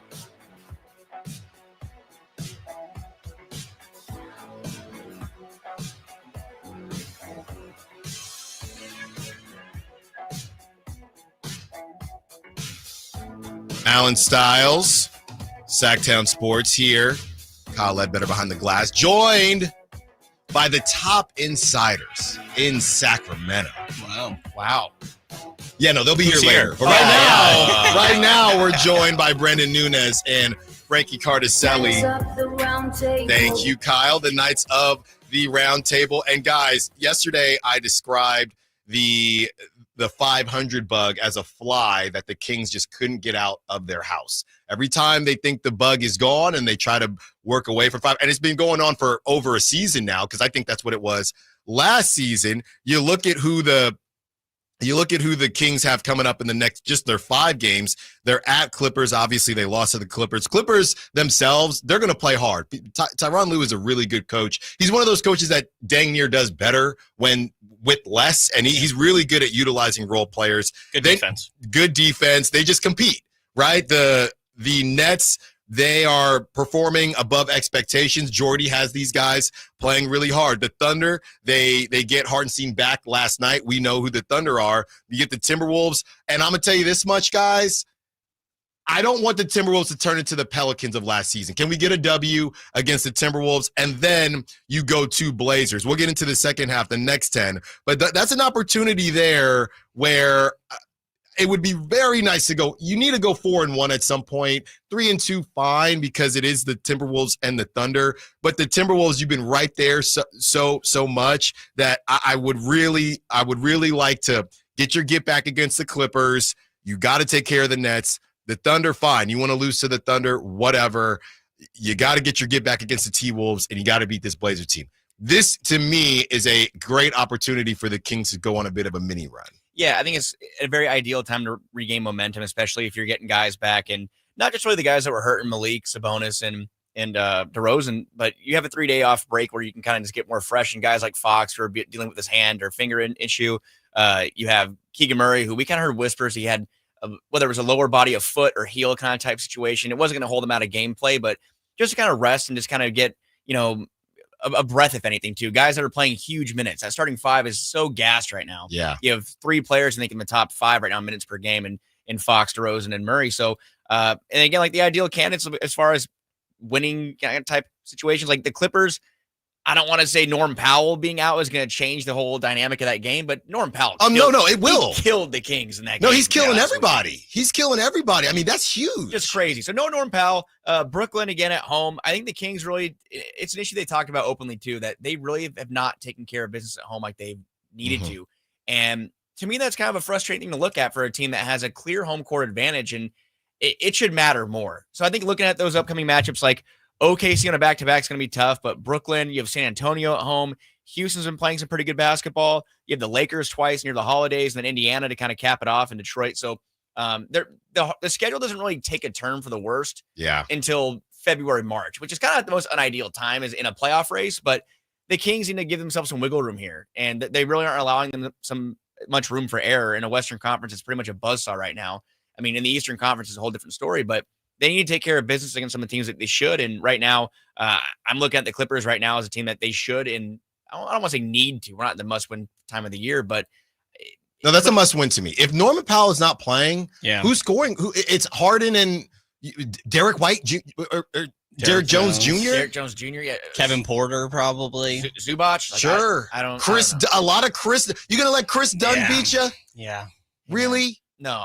look, and also in a playoff race with the West, everything's on top of each other right now. And you don't want to fall down 0-2 to anybody in your conference. And look at those Lakers matchups too. They're already down 0-1 to the Lakers in the year. Yeah. Tiebreakers could be as prevalent as ever this year. You really need to have the upper hand in a lot of these. Well, tiebreakers. the T-Wolves too. You're down 0-2 to the T-Wolves already. If the T-Wolves are supposed to be where many of them expect, though, I mean, they should be a top 3, top 4 team. The Kings, can they get there? Who knows? But you're right. You shouldn't look at anyone just think this because of expectations that they're going to be ahead of them. But at the same time, the Kings need to get ahead here. And kind of looking at, I thought about it yesterday on the pod when we were recording. I didn't want to call it out, but the Kings don't really have that many notable wins against above 500 teams this year. They've beaten Utah twice. They've beaten Atlanta. They beat Phoenix in overtime, which was a tough game, but no Kevin Durant, no Bradley Beal. I think he was hurt down the stretch. They have Atlanta twice. Yeah, they don't have many signature wins yet. They lost San Antonio. They need to pick up some of these wins here against some teams that might be in the playoff mix. Aside from their 2 wins against the Suns, they have not beat a team above 500. Those are their only 2 wins against teams that are currently above 500. But you get a little bit of a chance here. OKC is the only really team that is just straight up better than the Kings. And they kind of owned OKC last season. I don't know why, but I think Hartenstein might change that a little bit because you got some more size for them to be able to deal with Sabonis, and their defense has just been ridiculous throughout the course of this year. But you should beat the Clippers. I agree with what you're saying. No Norm Powell. I think that changes everything for that team. It's really just James Harden. And I think you have enough things between De'Aaron, Keegan to trying to be able to slow him down.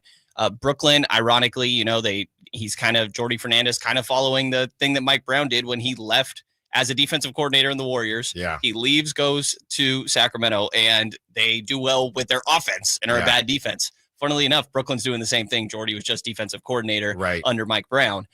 But still a team that the Kings should be able to take care of. That's one of those, though, where you start to think about the size a little bit. Obviously, everybody loves Cam Johnson, Dorian Finney-Smith for good reason. Cam Johnson, lock the door. I don't blame you. Don't let him leave Sacramento. Is that your That's the one. Well, last year was Marcus Morris, I think. No, that was not. That is taken completely out of context. Is it though? I just said here's a dog that might be able to bark for the Kings. I think we came on 3 times and you mentioned Marcus Morris. This is his version of John Collins with drapes. Yep. No. Jonathan Kuminga was one. A lot for who? For you. Look, everybody likes Kuminga. A lot you see what he's doing off the bench? Moses Moody, probably. Moses Moody. I do like Moses Moody as well. I think that he was the top candidate in my mind when that draft happened. True. Same. Not the dunk on the Davion pick. Yeah, the Cam Johnson thing. The Nets, they're going to have a lot of options. And here's my thing, guys. I know you get on me for firing up the trade generator too soon, but wouldn't you agree? Look, it's early till it's not early. Frankie, you got your junior coming soon. It probably felt like a couple days ago you were getting that information, and now I'm teaching you how to swaddle and do diapers. So we talked about this in the hallway. I'm telling you, it escalates quickly. So would you agree with me that based on how these next 10 games go, that first round table after the next 10 games, it's probably time to dust off the generator if it doesn't go well? I think naturally that's kind of when it starts to happen throughout the course of the year. The whole thing is Christmas. Alan, come on, it's too soon. I'm just saying. It's a little too soon right now. It is November 21st. It's not too soon to start window shopping, but you don't go in the store yet. You know what I mean? Right. Like the one time I can think of the Kings hitting 2 times actually. It was the same year. They made a trade early in the year around this time right now for a Rudy Gay, and they also made a week later Derek Williams. So I don't know how many times the Kings have swung a big. Both those guys would be pretty good right now. Honestly. I don't know. No. I was about to say maybe Rudy Gay, but they have DeRozan. They got DeRozan. 916 is asking, do we know who's in, who's out tomorrow? That's from Rancho Mice. We do know, this is from Chris Haynes, if you're just joining the program. Thank you for joining. We do know that DeMar DeRozan will be returning. Out of those 3, that's the only one we have so far. Guys, as you'll be at practice a little bit later here, is this a situation where something else might break today, or will we find more out tomorrow? Could we find out somebody else today? Or is it, hey, if they were going to do all of the releases, it would have been when they did DeMar DeRozan? I think just with reporting with stuff like that, I think that, Chris Haynes probably has some connects with maybe whether it's representation or, people in a circle. But I think for the most part, we have an idea when we get there and, a little bit later here. If they're on the floor practicing, that's usually a very good sign. They're going to be taking a shot at playing. And, usually we're briefed. We may or may not be. But I think to me, my feel, and this is just a general feel, is that Sabonis and DeRozan hopefully will both be good to go. Yeah. Malik, that'd be great if he's good to go, but at the same time, like I could see them being a little more protective, and the fact they have a back-to-back coming up at the end of the weekend, I think that might be more realistic. But the fact that they gave us that expansive update at the beginning of the week before they had their 3 days off shows me that they both, or all three of them, are very, very close. And now, obviously, DeRozan, that's locked in, but I think we'll know for sure in the next hour about Sabonis, and Malik might take a little longer. Mike Brown likes to see guys be able to go through a practice before they get back out on the floor. So I think if we see them out there practicing today, I believe they also practiced yesterday just with no media availability. So having these days off, and they were listed as day-to-day, they being DeRozan and Sabonis on, what was that, Monday? Yeah. The day of the game. And Malik was a little bit more in the gray area. So definitely with Frankie on that. But I think we'll have a decent idea in about an hour and a half. It's hard. It's hard to keep Domas out of action. I think, I don't like to use the whole if it was a playoff game, they would have played. But Mike does use that a lot when he's talking about guys. And I do think if it was a kind of playoff game type situation, I think Domas would have been out there. But it's, again, to point to my original point from about the trade talk, it's very early in the year. It is still isn't. Why push players? Why make these kinds of 20% done with the season, guys. 20%. Are we 20%? Is it 20%? That is not correct. It's about 18. If we're not fully there, it's close. Not, I saw 18 the other day. It's 18. You said you're not a mathematician. It's 18. I round up. No, but we can read tweets. 15 divided by 82 is not 20. What is I'll it? tell you that. It's about 17 point something. That's what we're doing. 16 point something. That's what we're doing. That's not 20. That's not 18.3. There you Shouldn't you be thinking pretty close to 20? That's pretty darn thing. Thank you, Brenden. That's like 70 basketball games. Why aren't we thinking in quarters here? Why 20? 25% should be the number we're talking about here. Percentage guy. I'm a percentage guy. It's also easier because there's 82 games. Never mind. All right. I'm a percentage guy. These guys like fractions. Coming up next, we are getting into Keegan Murray's situation. Are we overstating Keegan Murray's struggles? And what have the guys seen from Keegan so far this season? Allen Stiles, Sactown Sports.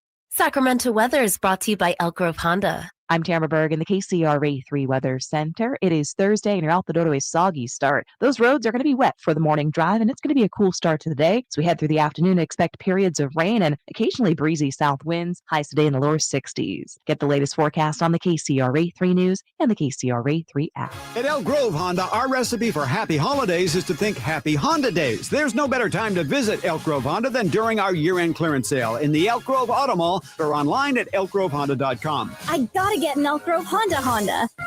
At aimyourdigital.com, we'll help you target the right audience, build your leads, and crush your quota. Take your business to the next level. Our digital marketing strategies help grow awareness of your product or service, all while building trust in your business.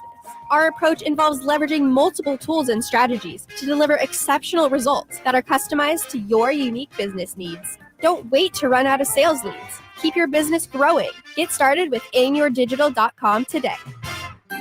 This holiday season, create a fun and joyful memory for you and your loved ones. Come light the world and help those in need through the Giving Machine, November 16th through January 1st at the Westfield Galleria Mall in Roseville and in Modesto at Valley Fair Mall. Choose from local charities serving your community or from global charities worldwide. Come feel the Christmas spirit at the Giving Machine. Learn more at givingmachine.greatersacramentomodesto.org.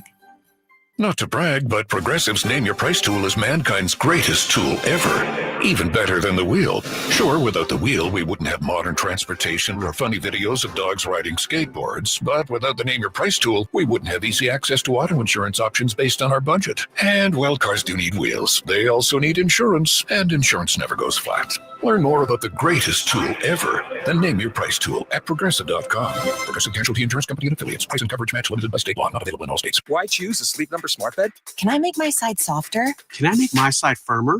Can we sleep cooler? Sleep Number does that. Cools up to 8 times faster and lets you choose your ideal comfort on either side. Your Sleep Number setting. And now, during our Black Friday sale, save 50% on the Sleep Number limited edition smart bed. Plus free home delivery when you add a base. And Cyber Monday. To find a store near you, visit sleepnumber.com. At the law offices of Dale R. Gomes, we understand that when you're facing a crisis, you need more than just a lawyer. You need a team. Our dedicated attorneys work together, combining decades of experience to guide you through personal injury or criminal defense matters with care and expertise. We're committed to supporting you every step of the way, ensuring your voice is heard and your rights are protected. With offices in Sacramento and El Dorado County, reach out to the law offices of Dale R. Gomes today, 916-999-9033, or online at dalegomslaw.com. Black Friday is on its way at Fasteners Inc. Tool Outlet, and there's no better place to shop for all your power tools. Low price Makita Bear tools starting at $89, Makita batteries starting at just $49, and many more of the year's hottest deals. November 25th through December 2nd. That's right, one whole week of crazy deals on power tools. So don't forget, our Black Friday sale will be November 25th through December 2nd. Check us out at 6701 Power Inn Road or online at fastenersinc.net. Finally, an easy way to find home improvement contractors. Just visit subcontractorsunited.com and simplify your search for home services professionals. From cabinets to windows, roofing to plumbing, Subcontractors United is an easy, simple way to find and hire a home improvement contractor. And you never have to give up personal information. So no harassing phone calls like you get from those other websites. Subcontractorsunited.com is sponsored by D&D Cabinets and Savage Design. Hello, Sacramento. I'm Emran Pilati, owner of True Sports Cards and Collectible Store here in Rockland, California, and the host of the True Sports Cards Show that airs right here on Sactown Sports 1140 every Saturday from 10 to 11 a.m., where we discuss the latest trends, hottest products, and deliver exclusive interviews with other industry leaders. And don't forget to visit our shop, True Sports Cards, at 6661 Stanford Ranch Road in Rockland and see what we have for all your sports card and memorabilia needs. If you've been looking to get into a brand new Jeep, don't wait. Head to Sacramento Chrysler Dodge Jeep Ram because all month it's Black Friday. And there's a reason people keep coming back to Sacramento Chrysler Dodge Jeep Ram because it's the place where a handshake still means something. Off Business 80 across from Hagen Oaks Golf Course, SacSuperstore.com. When it's cold and rainy outside, Bonnie is leading the way home. Right now, stay warm and cozy with a full furnace tune-up, just $59. Plumbing, sewer, electrical, heating, and air. Schedule an appointment today at Bonnie.com.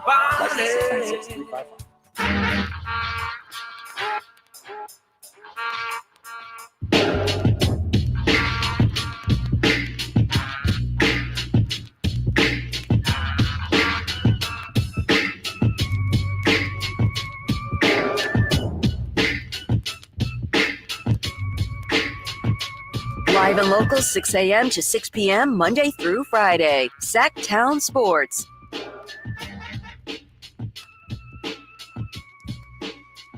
Allen Stiles, Sactown Sports, taking up to 2 p.m. This week is flying by. Real quick, guys. I know we're going to get into Keegan Murray, but I don't know. I don't know if you heard or not because you were preparing to come on in here. Did you hear my conversation about Draymond Green and the podcast? Did you hear that? I did not, but I'd love a refresher. Yeah. Just real quick, and then we'll get into Baron Davis now, right?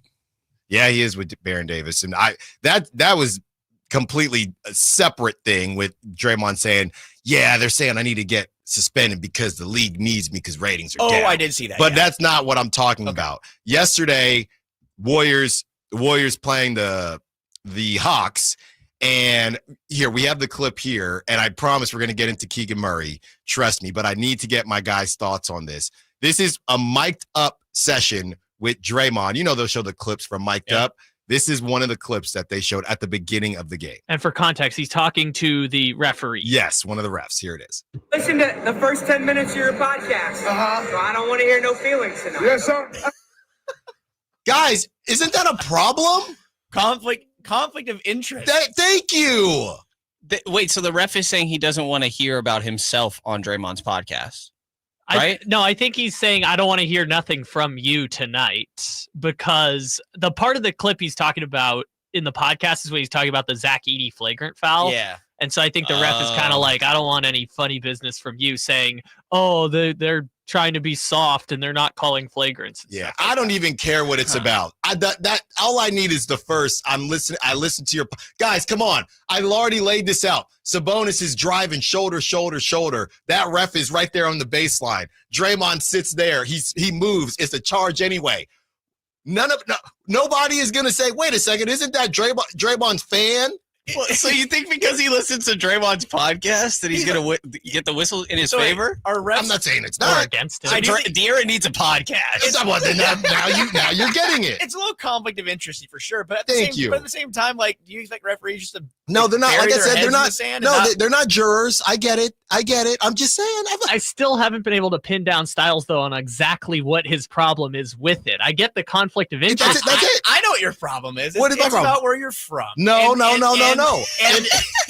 what, No. there's some things you can't shake. You No. can't shake the gold-blooded No, that's nature. a problem for me. I'm thinking. Listen to the first 10 minutes of your podcast. Come on, guys.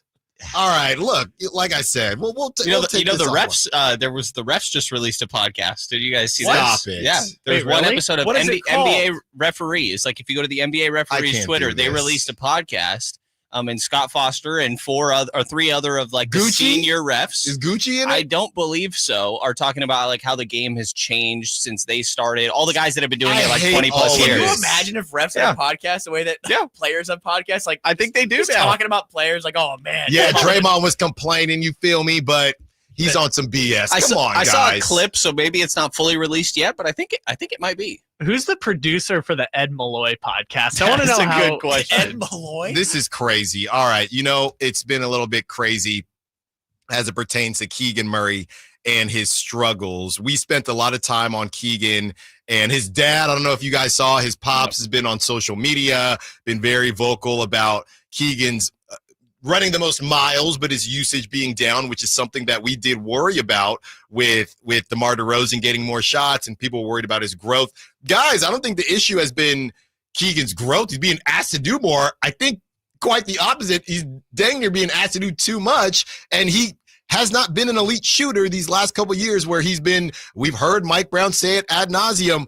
Yeah, Keegan first year was just a catch and shoot guy, and that's when he was elite. He has not been an elite. We have no proof of Keegan Murray as an elite shooter doing all of these different things. So I'm trying to figure out, are they asking him to do too much? Now, we formed this question as far as the overreaction. 3-point percentage is down. However, Keegan is number one in the NBA in field goal percentage from inside the paint at 87%.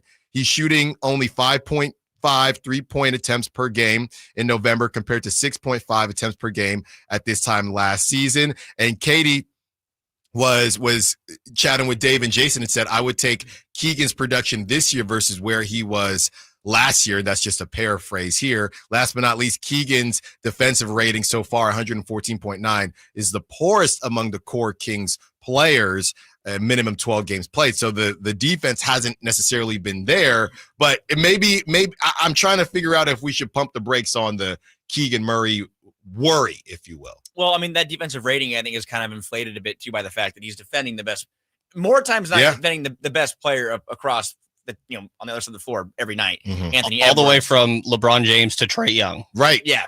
Yeah.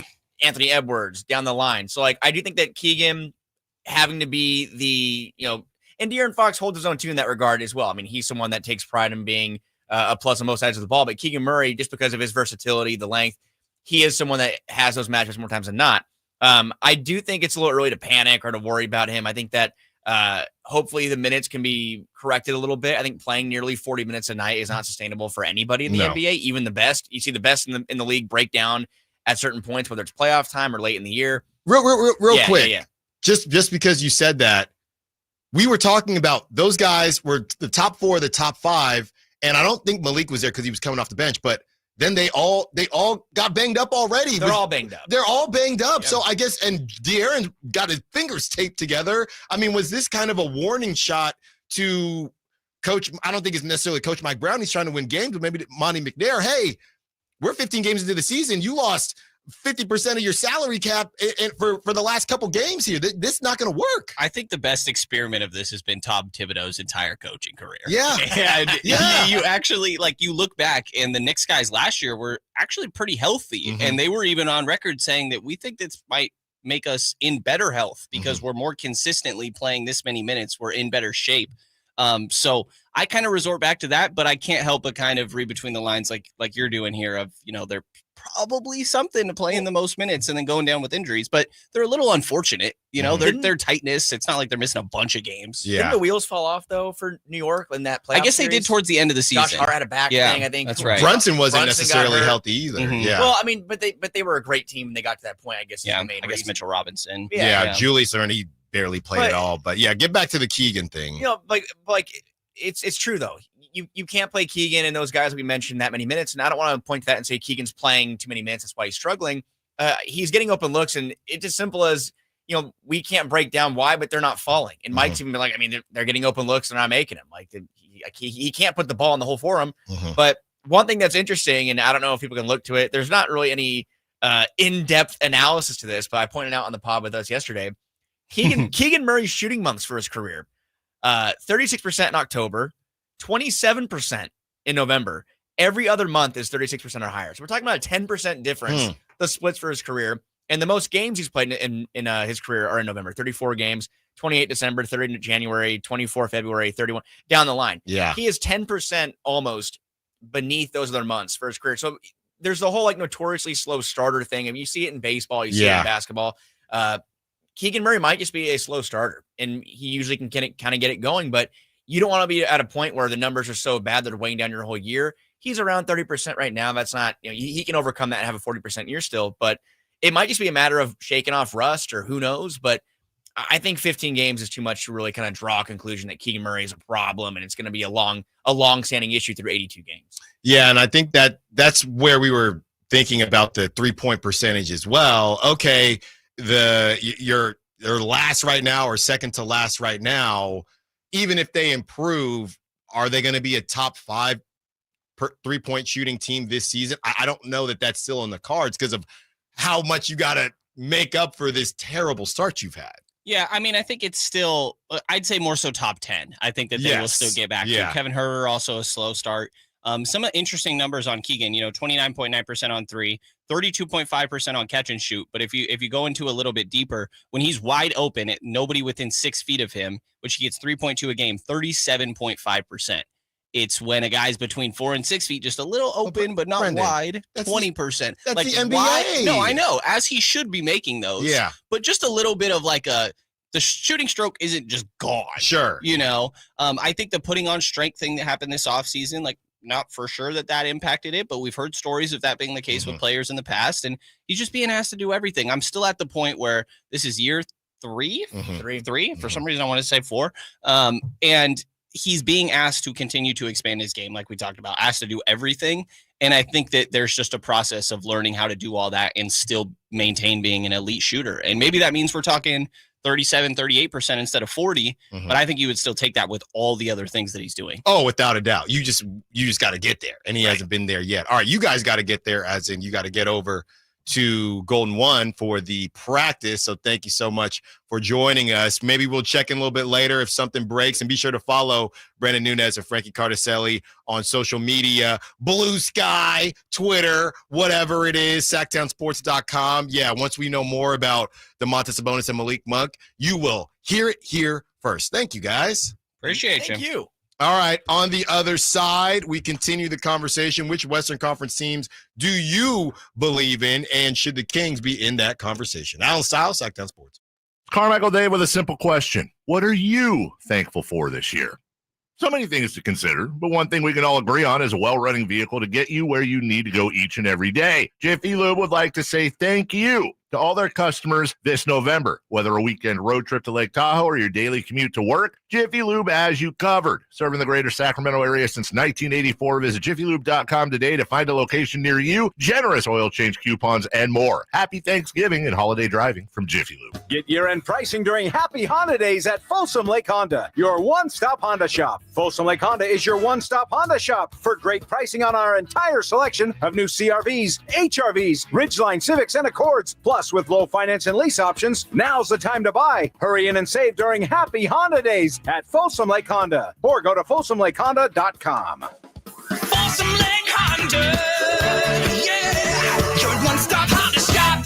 Hey, what's up, Sacramento? It's Kyle Draper. Turn up the cleanliness at your restaurant, healthcare, or industrial business with Alsco Uniforms, the official sponsor of the Sacramento Kings Mop Crew. We've got you covered with crisp uniforms, hygienically clean linens, floor mats, and, of course, mops delivered weekly. But that's not all. Alsco Uniforms also offers weekly services for first aid and restroom supplies.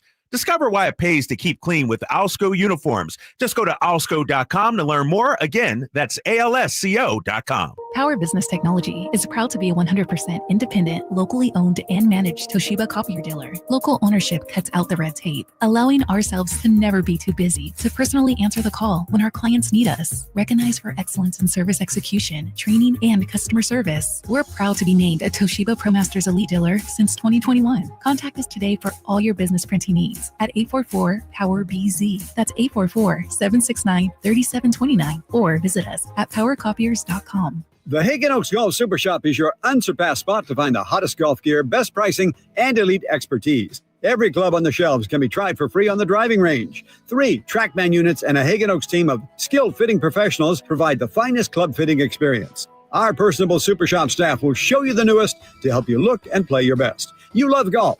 The Hagen Oaks team loves golf too. Hagen Oaks Golf Super Shop, Fulton Avenue at Business 80. Learn more at hagenoaks.com or 916-481-GOLF.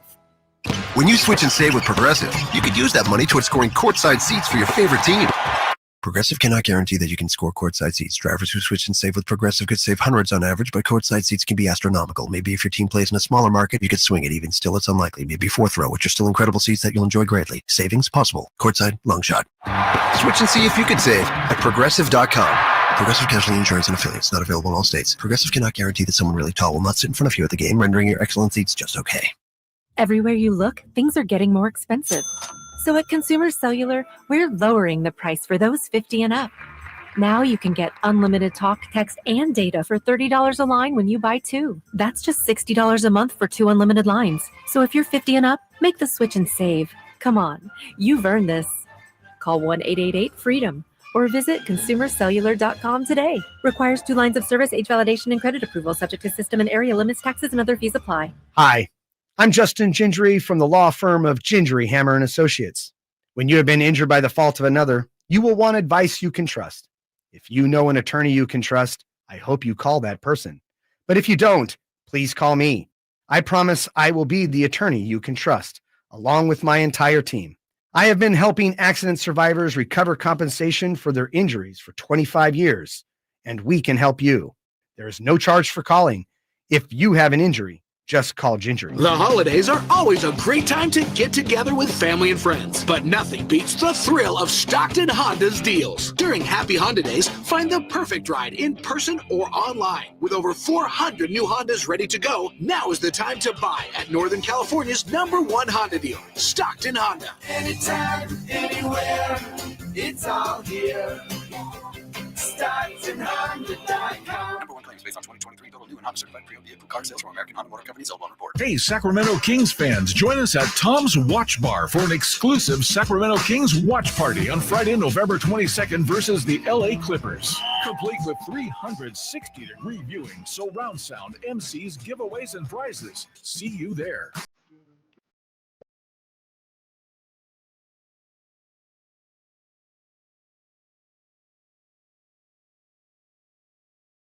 The only station in Sacramento giving you local sports coverage from 6 a.m. to 6 p.m. Monday through Friday. Sactown Sports.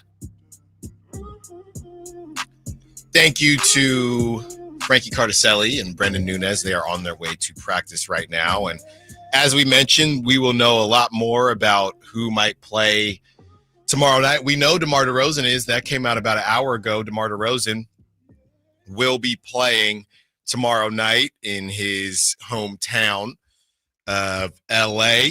He will be available. We're still trying to figure out, based on what Frankie and Brenden said, the feeling that I got from it was probably Domantas Sabonis, but maybe not Malik. That's the feeling I got from it. With no Norman Powell for the Clippers, that has got to be a win for the Kings. They already, look, they just mentioned the tiebreakers. You already lost one to the Clippers. The Clippers are a team that could be a little bit annoying or spicy, I should say, all season long. And if they do ever get Kawhi back, that could be a team that you're fighting with. So you can't afford to go down to a Clippers team 0-2 from a tiebreaker perspective. You need the win anyway, but you can't afford to go down from a tiebreaker perspective.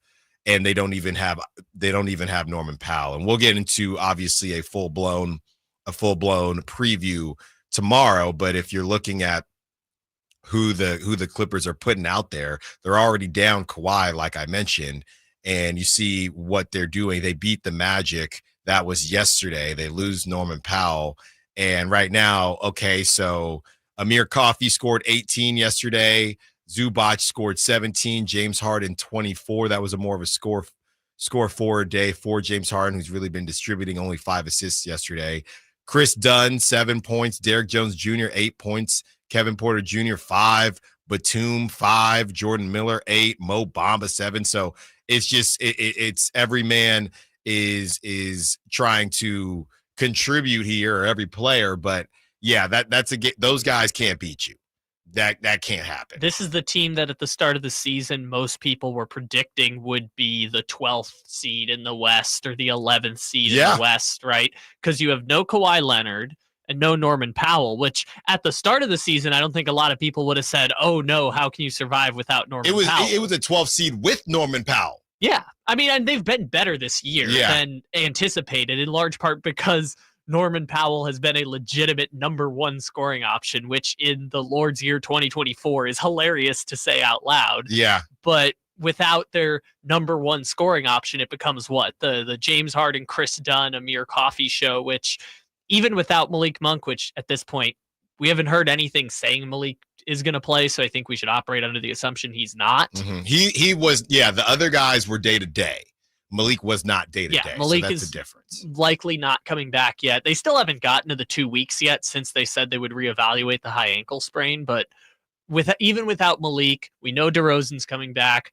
Sabonis, I would imagine, is going to play. We don't know for sure, but even with just one of those guys, I mean, they should have a puncher's chance of beating the Clippers. Clippers 6th in defensive rating. They're going to get after you defensively. 21st in offensive rating, though. And that's 21st with Norm Powell. So you got to get that W. The more you break down who the Clippers are, even if it is in that $1 billion playpen out there, that's just a W that you need. Look, this is what happens. You drop that game to the Hawks, and I understand you didn't have your guys, but you dropped that game. You got to get one back, and you already lost to the Clippers once. Norman Powell did his thing. No Norman Powell this time, so you're really going to let James Harden, Amir Coffey, and Chris Dunn and Zubac give you another L? Can't happen. But speaking of the Western Conference and teams that you believe in, as we're checking in most teams at that 15-16 game point in the season, you take a look at the standings, the Golden State Warriors, and they are firm believers in all these older teams are firm believers in stacking wins early. And that's what the Warriors are doing. That's what the Lakers are doing. Warriors at 11-3. They're in first place. The Thunder at 12-4. We knew that they'd be at the top of the West. The Lakers 10-4. The Rockets 11-5. The Nuggets 8-5, the Timberwolves 8-6, and you blink, and the Kings are back. Not that anyone necessarily thought the Kings would be the 1 seed. The Kings are 3.5 games back. I know we're 15 games into the season, but that's just what it is right now. So teams are going to cool off. Teams are going to heat up. Who is going to be able to go on a run? As far as the teams that I believe in and that I don't believe in, I feel like the Rockets are going to cool off. This is as they're presently constructed. The Rockets are in way too many conversations for trades for me to think that they gave Fred VanVleet $800,000 million for me to think that Fred VanVleet, Şengün, that young core, that they're not going to make some type of move. We saw the report yesterday. They don't want to break out that core for Giannis, but that doesn't mean they're not going to do something. And there are a lot of, Brooklyn, the Sam Amick article from The Athletic, Brooklyn, essentially everybody's available. So these teams are going to make moves. So Rockets, I don't believe in them right now, but I don't think they're going to stand pat at the trade deadline. Same with the Lakers. I think they're going to do something as well. And the Lakers are getting, I wouldn't call it found money because they draft them in the first round, but Dalton Connect's been balling. All right. So you have those two in the 3 and 4 spots. I don't necessarily believe that they will stay there, but they're stacking wins right now. I'm not high on the Nuggets. Maybe they make a move. The Timberwolves, I know people kind of switched up on them when they went in the Julius Randle route and moved off of Karl Anthony Towns, even though people weren't very high on Karl Anthony Towns as from a PR perspective. But yeah, I don't think the Timberwolves, Frankie, we didn't really have time to go back and forth, but Frankie Cartoscelli was saying, hey, as far as the tiebreakers are concerned, I don't think the Timberwolves is really going to matter because they're going to be basically a top 3 team, maybe top 4. I don't see the Timberwolves like that, to be completely honest with you. I think it does matter. I think the Kings could be in a dogfight with the Timberwolves as far as the tiebreakers are concerned. Yeah, I don't know about that, but the Timberwolves are very volatile, I think, because we don't know how the chemistry thing is going to work with them. Like, if they never figure it out together, then they're going to tread water, continue like they're doing right now. They're kind of treading water. They were 6-6. They're getting better. I don't see them going on a run. I think that right now, I don't think they have the Kings number, but they mount up against the Kings. The first time they played, this is the 2 times, Kyle, we've seen a very motivated Timberwolves team both times. The first time, they had lost their first game of the season to the Lakers. The second time, they were on a 3-game losing streak, and they had lost to the Blazers twice. So the Kings have gotten the Timberwolves best both times, and both times the Kings could have beaten the Timberwolves. So that tells me I just don't think the Timberwolves are going to be a top 3 team in the West. Well, I'm not saying they definitively can't go on a run. It's just they're more volatile than, for example, the Nuggets. I know the Timberwolves beat the Nuggets in the playoffs last year, but the Nuggets are the same core of guys that have been together for 4 years, right? It's Jokic, Gordon, Porter, Murray, Christian Braun, who's obviously starting now, but he's been on the team for 3 years now, right? It's that same core. They haven't added any significant piece. The Timberwolves are all learning how to play with each other. It's a different offense, and sometimes that takes time, or sometimes they click and they go on a win streak like the Timberwolves did at the end of last year, at the start of last year, once things finally clicked. So they're just volatile. They're more volatile than some of the teams at the top of the conference. The Rockets, I just don't know what to do with. But the Timberwolves, I think, other than the Rockets, might be the most volatile of that group of 7. And then you have the 7 through 10 right now. Phoenix Suns 9-7. I believe Kevin Durant. He's going to be back soon. I think I read next week he'll probably return. Yeah, they're like 0-5 without him. Yeah. I believe it's 1-6 or something terrible like that. The Clippers we just talked about. The Clippers will be better. This is where guys like Ty Lue make their money. Teams that have lost everyone's trust and nobody's thinking about them. Ty Lue will have the Clippers as a 9 seed. That's what Ty Lue does, and people feel good about Ty Lue doing something out of nothing. It's very Brad Stevens of Ty Lue. I don't think they have the bodies to pull that off. Yeah.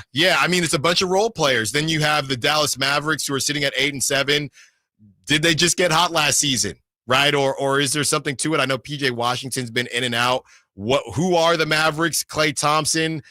The Warriors are kind of looking like they made the right decision. And Luka's going to be out now. He's going to be reevaluated in a week. Yeah, he's dealing with the wrist thing. So there's a lot of opportunities for the Kings. And these next, we could say next 10 games, but let's just start with 5 here. These next 5 games, you get a Clippers team who has been playing very well without their number 1 scorer, Norman Powell.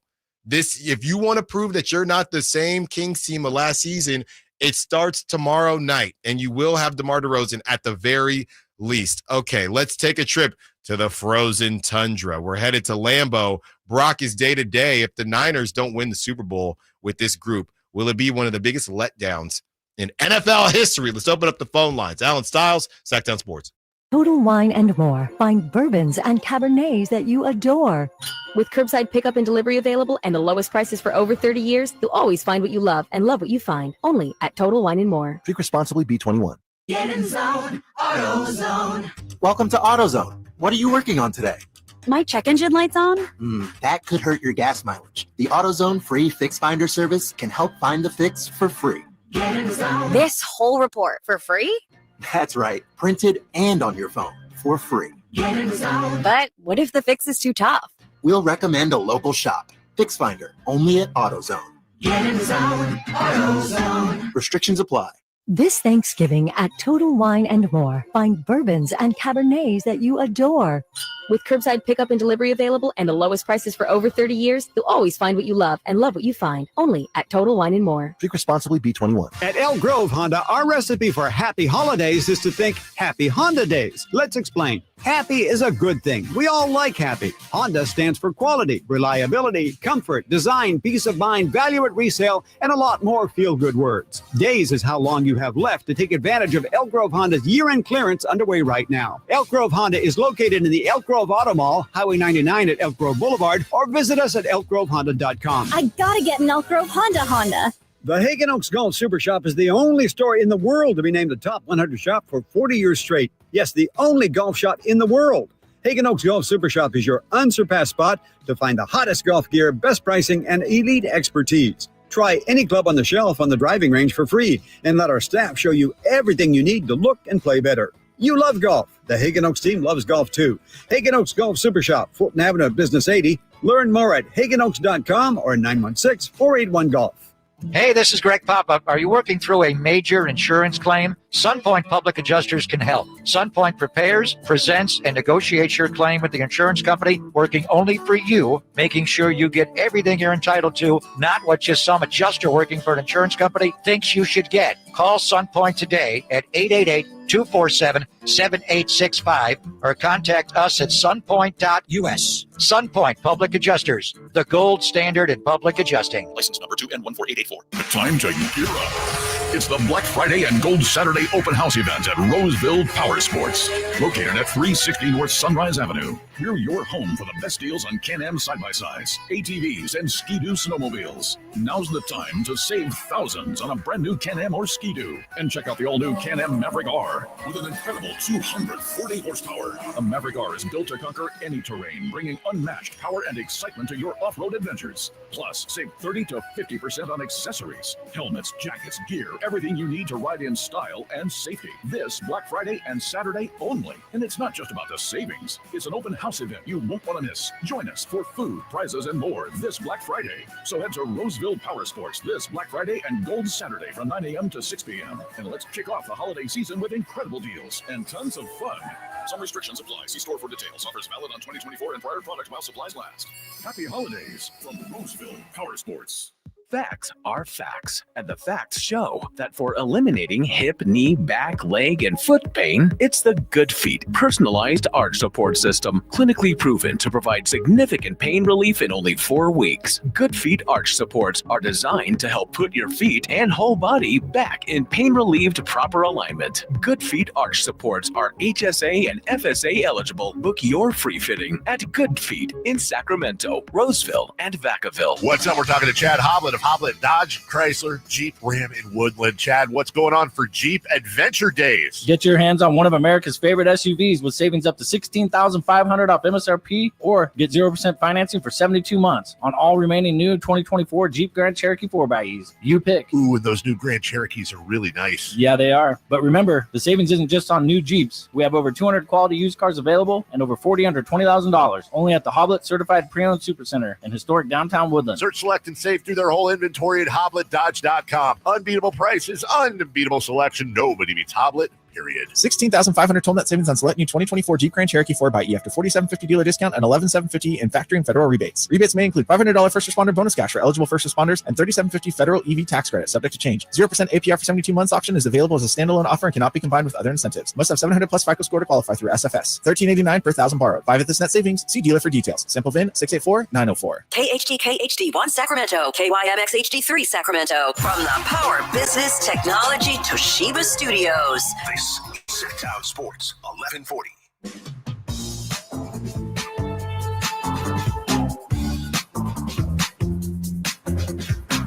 Sacramento's official home for the San Francisco 49ers. Sactown Sports.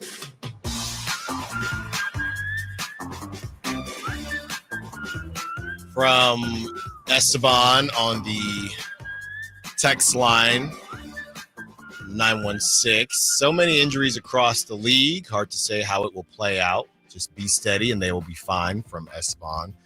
Yeah, depends on your definition of fine. Okay, if it was last season fine, was the 9 seed fine? I think that's pretty close to fine, and I think they got to be better than fine. They were 2 wins away from the 6th seed last year. Can we get those 2 extra wins? Can you get those 2 extra wins? And playing a team like the Clippers that are already down Kawhi Leonard, and they are right at 500, just like you, because of a guy named Norman Powell. And by the way, they won't have Norman Powell tomorrow night. You got to have that one. That is how you, if you want to get out of the play-in, you got to beat the teams. De'Aaron Fox talked about it in his interview at Hoops Hype. You got to beat the teams you're supposed to beat. You get DeMar DeRozan back, which we just found out about an hour ago, even if you don't have Domantas Sabonis. I guess it's more understanding because Zubac might have a game, but you lost to the Hawks. It just, nobody's going to feel bad for you. And to that point from Esteban, everybody's got injuries right now. Yeah, I don't want to do what will the hypothetical lineup be, but I would assume they keep starting Alex Len if Sabonis is out. It's not like a Trey starts at the 5. I don't think you would start Trey with Zubac. I don't think. I don't know, but they've been playing mostly small lineups after that. I think it's just the starting unit, and coming out of halftime has been Alex Len. Yeah, so again, we will have a full-blown breakdown for you tomorrow as we preview Kings Clippers Part 2. This one going to be in Inglewood. Got an uncle that lives in Inglewood. Shout out Inglewood. As we head now over to Lambeau in the Tundra. And Packers fans are very excited right now because there's snow. They believe this is the best version of football. And when the snow starts coming, that means playoff football is not far behind it. Oh, here we go. I hate the snow. I hate the rain and I hate the sleet. Man, I sure do hate the snow. Feet are froze and my toes are too. I hate. Whoa! There's a mailman from Hey Arnold. I think that wasn't static. That was him crunching on the snow. That was him falling into the snow. So he's walking through the mounds of snow, and then at the end he falls through the snow. I hate the snow. I hate the rain and I hate the sleet. Man, I sure do hate the snow. Feet are froze and my toes are too. I hate. Whoa! I hate the rain and I hate the snow. Well, Brock Purdy hates the rain and he probably hates the snow too. Even though, I mean, Brock, they get snow in Iowa State. They get snow? They get snow in Iowa, yes. Although Brock's from Arizona. That's right. I guess, no, there's snow in Arizona. I shouldn't say that. It can get cold in Arizona. It definitely snows in Arizona. Yeah, so the question is, how is Brock Purdy in bad weather or in football weather with a sore shoulder? Now, Brock Purdy yesterday, I saw Jennifer Lee Chan post. It was very exact. Brock Purdy did not throw a pass for the first 28 minutes of practice yesterday. He is day-to-day with shoulder soreness. And I saw some people say, look, you guys have essentially made Brandon Allen untouchable. Let's see what he got. Let's see what he got. You're probably it's probably gonna be a run-heavy game anyway. If that snow continues and it looks like how the pictures look right now, maybe that's the case. Maybe that's the direction you go. Brock has to be right.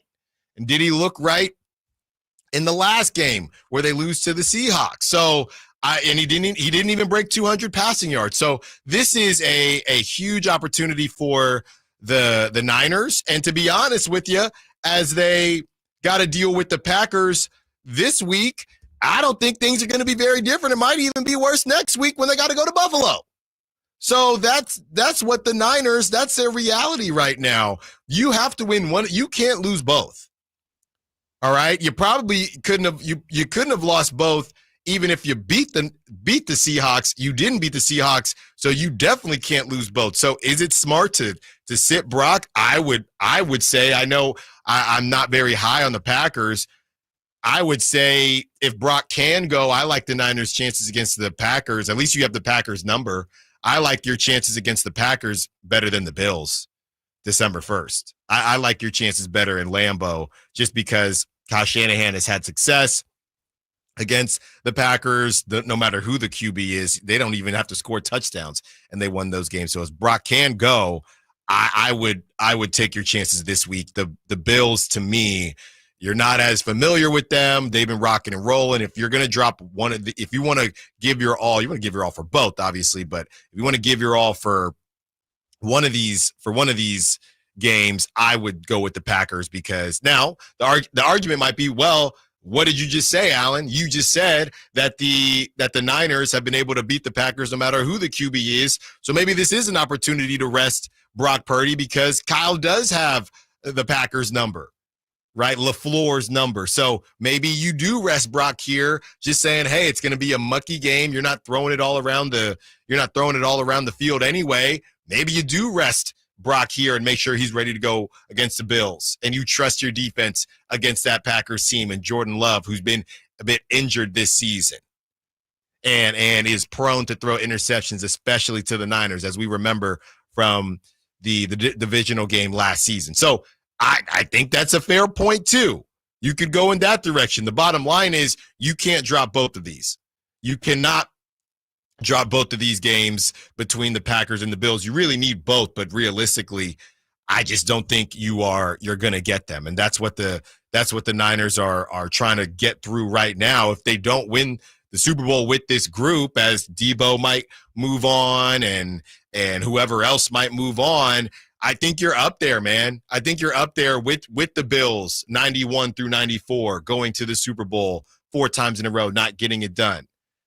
You're up there as far as letdowns are concerned. This Niners, and I get it, maybe you get a pass. If there's a comparison, maybe it's some of these teams like the Utah Jazz and any team that just got hit by the buzzsaw that was Michael Jordan. Some of these teams that should have at least one championship, but Michael Jordan prevented them from that. Maybe that's how we look back at the Niners and they get a bit of a pass. I don't think so, because once you got Brock Purdy, there was no more excuse of, well, Jimmy Garoppolo's, he's not it. Y'all are running around telling everybody that Brock Purdy needs more respect. Brock Purdy is elite. Okay, well, if that's the case, and you have all these elite parts and you have an elite coach, get it done.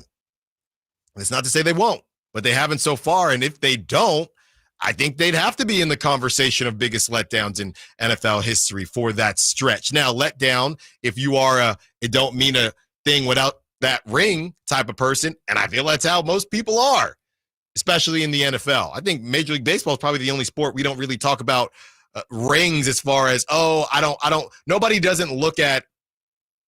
looks at Ken Griffey Jr. differently because he doesn't have a ring. Nobody looks at Barry Bonds differently because he doesn't have a ring. I think baseball fans have kind of been beaten into submission on that because so many of their great players don't have championships. Yeah, it's just not the same. But if you're in the NBA or the NFL, you are measured by championships, especially when you go out, you get Christian McCaffrey. You tried with Chase Young last season, it didn't work. You've created a situation where you have the best team in the league. You gotta make up for it, or you gotta cash that in. All right, this guy, former Niners wide receiver, had a lot to say about the Niners, including one of their receivers. Also, Albert Breer on Brock Purdy's contract. What would you pay Brock? Allen Stiles, Sactown Sports. Hey, pet parents. With Progressive's collision coverage, you get extra protection for your cat or dog, because there's nothing worse than seeing your pet hurt. Like when you see their face after accidentally stepping on their tail, and you say, "I'm so sorry, Mr. Pickles."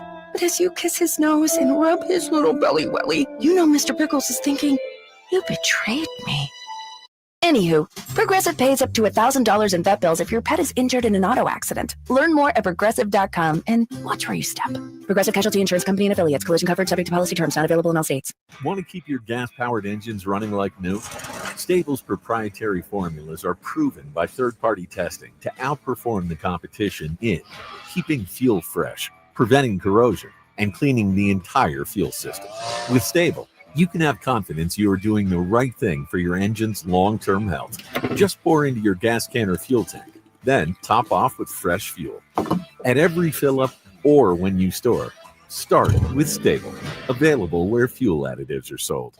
At Elk Grove Honda, our recipe for happy holidays is to think happy Honda days. There's no better time to visit Elk Grove Honda than during our year-end clearance sale in the Elk Grove Auto Mall or online at elkgrovehonda.com. I gotta get an Elk Grove Honda.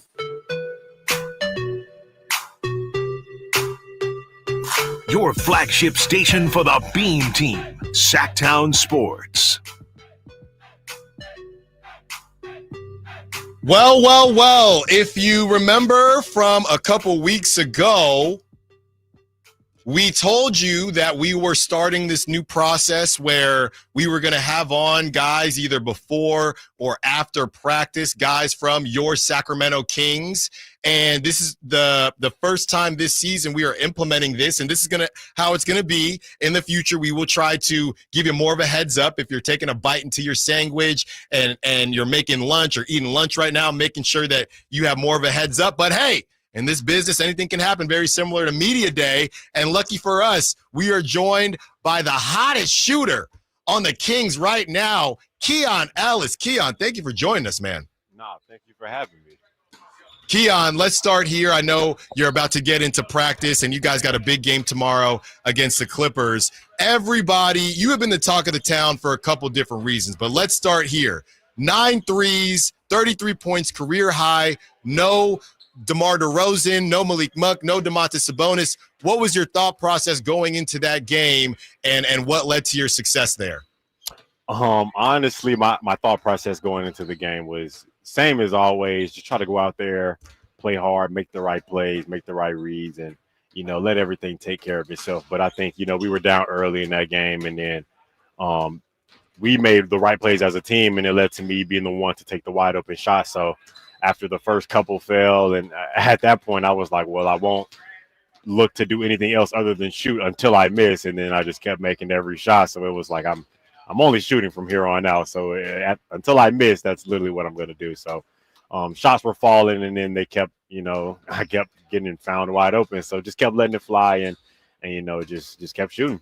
Keon, we're talking to Keon Ellis here, is joining us before the Kings get into their practice. Keon, I'm trying to figure out the best way to ask this, but I don't even know if you know this or not, but you were the talk of the town the game prior to that, because obviously you guys had a situation where towards the end of the game there was maybe a three that you could have taken. You didn't take it. That very next game, a lot of people noticed that Mason Jones came into the game, Jordan McLaughlin came into the game, and I'm sitting there on social media saying, is Keon in the doghouse? What's going on? Then you come out the next game and you drop 9 threes. Is that a situation where you and Mike Brown have a conversation where it's, hey, we're we want you to do certain things and we're trying to get you there, and he's putting it in the ball in your hands, no pun intended, to kind of keep that mentality and fire you up in a way? No, there's no conversations had. I mean, I think, with, the guys that we have out, I think that opens up the door for opportunity for a lot of our guys. So, I mean, we are a team for a reason. So, I think that opens the door for our entire roster to kind of get a look and, see what we have. So we were able to pull that game out. But I think, we went into that Atlanta game, kind of just on regular programming, like, we're going to do our regular lineups. And then, I mean, that just kind of turned out how it did. We kind of didn't change anything, went into the game. If you're open, let it fly, but still with anybody being ready with their number to be called. So, no, but there was no talk. There was no, I think I knew like what I should have done in that situation. And I even told Fox, but he was just like, just bounce back for the next game. It's the NBA moves fast. So even after the game I just had, now we're on to the Clippers next. Yeah. So got to put that one behind you. I mean, it was a good night. We would have been better to get the win, but I think now you just focus on what's ahead.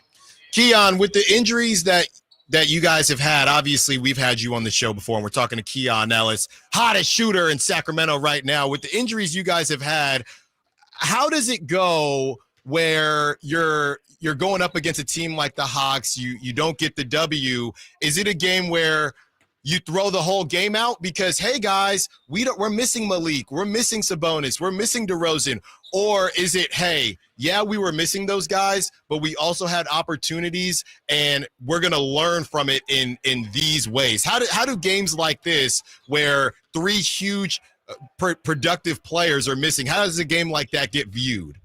Well, I think we go into the game, not trying to make an excuse for, us dropping a game because we have players out. I mean, injuries happen all over the league, So, I mean, we still went out there, played a hard game, put ourselves in a spot to win the game. So I don't think you can – I mean, people are still going to say, oh, well, we didn't have all three of our guys. So, I mean, we were still in a good position to win. And, I mean, when we went back and watched film, we definitely seen the plays where we kind of let, the easy ones slip away, things that we could have prevented. So, I mean, yeah, it would have been nice to have those guys and been at full strength, but I think with the guys that we had, we definitely still had a chance to win. So, I mean, you definitely, it's a tough one to lose considering you're right there. But, I mean, kind of like I said earlier, you just got to move on. Yeah. Have to move on to the next one. But definitely a tough one to give when you're, especially on a night like that. Well, Keon, let's move on here. One more for you, then we'll let you get back to it. As you go to Inglewood tomorrow to take on the Clippers, I know you played in the SEC, and those fans are crazy down there. Are you excited to see the wall in person, and maybe you'll get to the free throw line? I saw Jalen Suggs waving back to the fans. Are you excited to see the wall in person tomorrow night? Well, we played in the preseason. Mm-hmm. It was kind of there. I don't think I shot a free throw up against it, but it definitely does look completely different than any your other 29 teams in the NBA. So it's like it can definitely have an effect on you. I think all the fans there, they're insane trying to distract you, and they have all types of things going on. So I definitely love it for them. I think that brings a good side of things for the fans. So, and I mean, it kind of gives the Clippers a little bit of advantage, if you can get into the opposing team's head. So I love it for the game of basketball. So, I mean, I would love to see how it feels when I'm at the line. I think I'd be able to knock it down, but definitely be something good and fun to see. Keon, thank you so much for joining. I was getting joked by people the last time we did the interview on Media Day. Hey, Allen, you didn't ask Keon any gaming questions because I guess you're a huge gamer out there. No, thanks you so much, Keon, for joining. We'll let you get to it, and we'll talk to you soon. Good luck tomorrow night. Yes, sir. Appreciate it. That was Keon Ellis, the hottest shooter in Sacramento. We told y'all, don't touch that dial. You never know what's going to happen.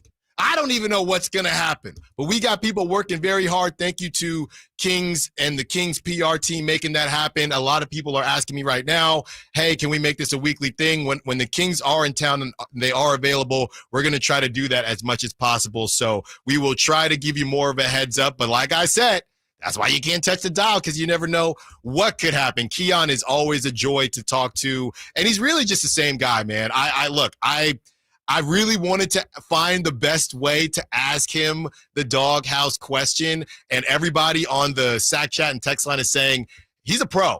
He's a pro's pro, and to come from the G League and Bama and do what he's done so far. He answers questions. He gives us great insight, but, he also does it in a very professional way. So nothing but love for Keon. I'm not a gamer, so I didn't know any games to bring up because I don't game, but I know there are people out there that have either seen him on social media or gamed with him before. So great stuff there. Great stuff there from Keon. Yeah, and now that we got the technical side of it down, I have a feeling we're going to have a lot more Kings players joining us here on the show. So that was a fun little experience. I know people can't see behind the scenes, but we were efforting to make that happen for about 15 minutes. So I'm glad that we were able to get that together. And we got Keon today. What a perfect first guest, for the really first time. That's a great person to talk to, especially after the game he had on Monday.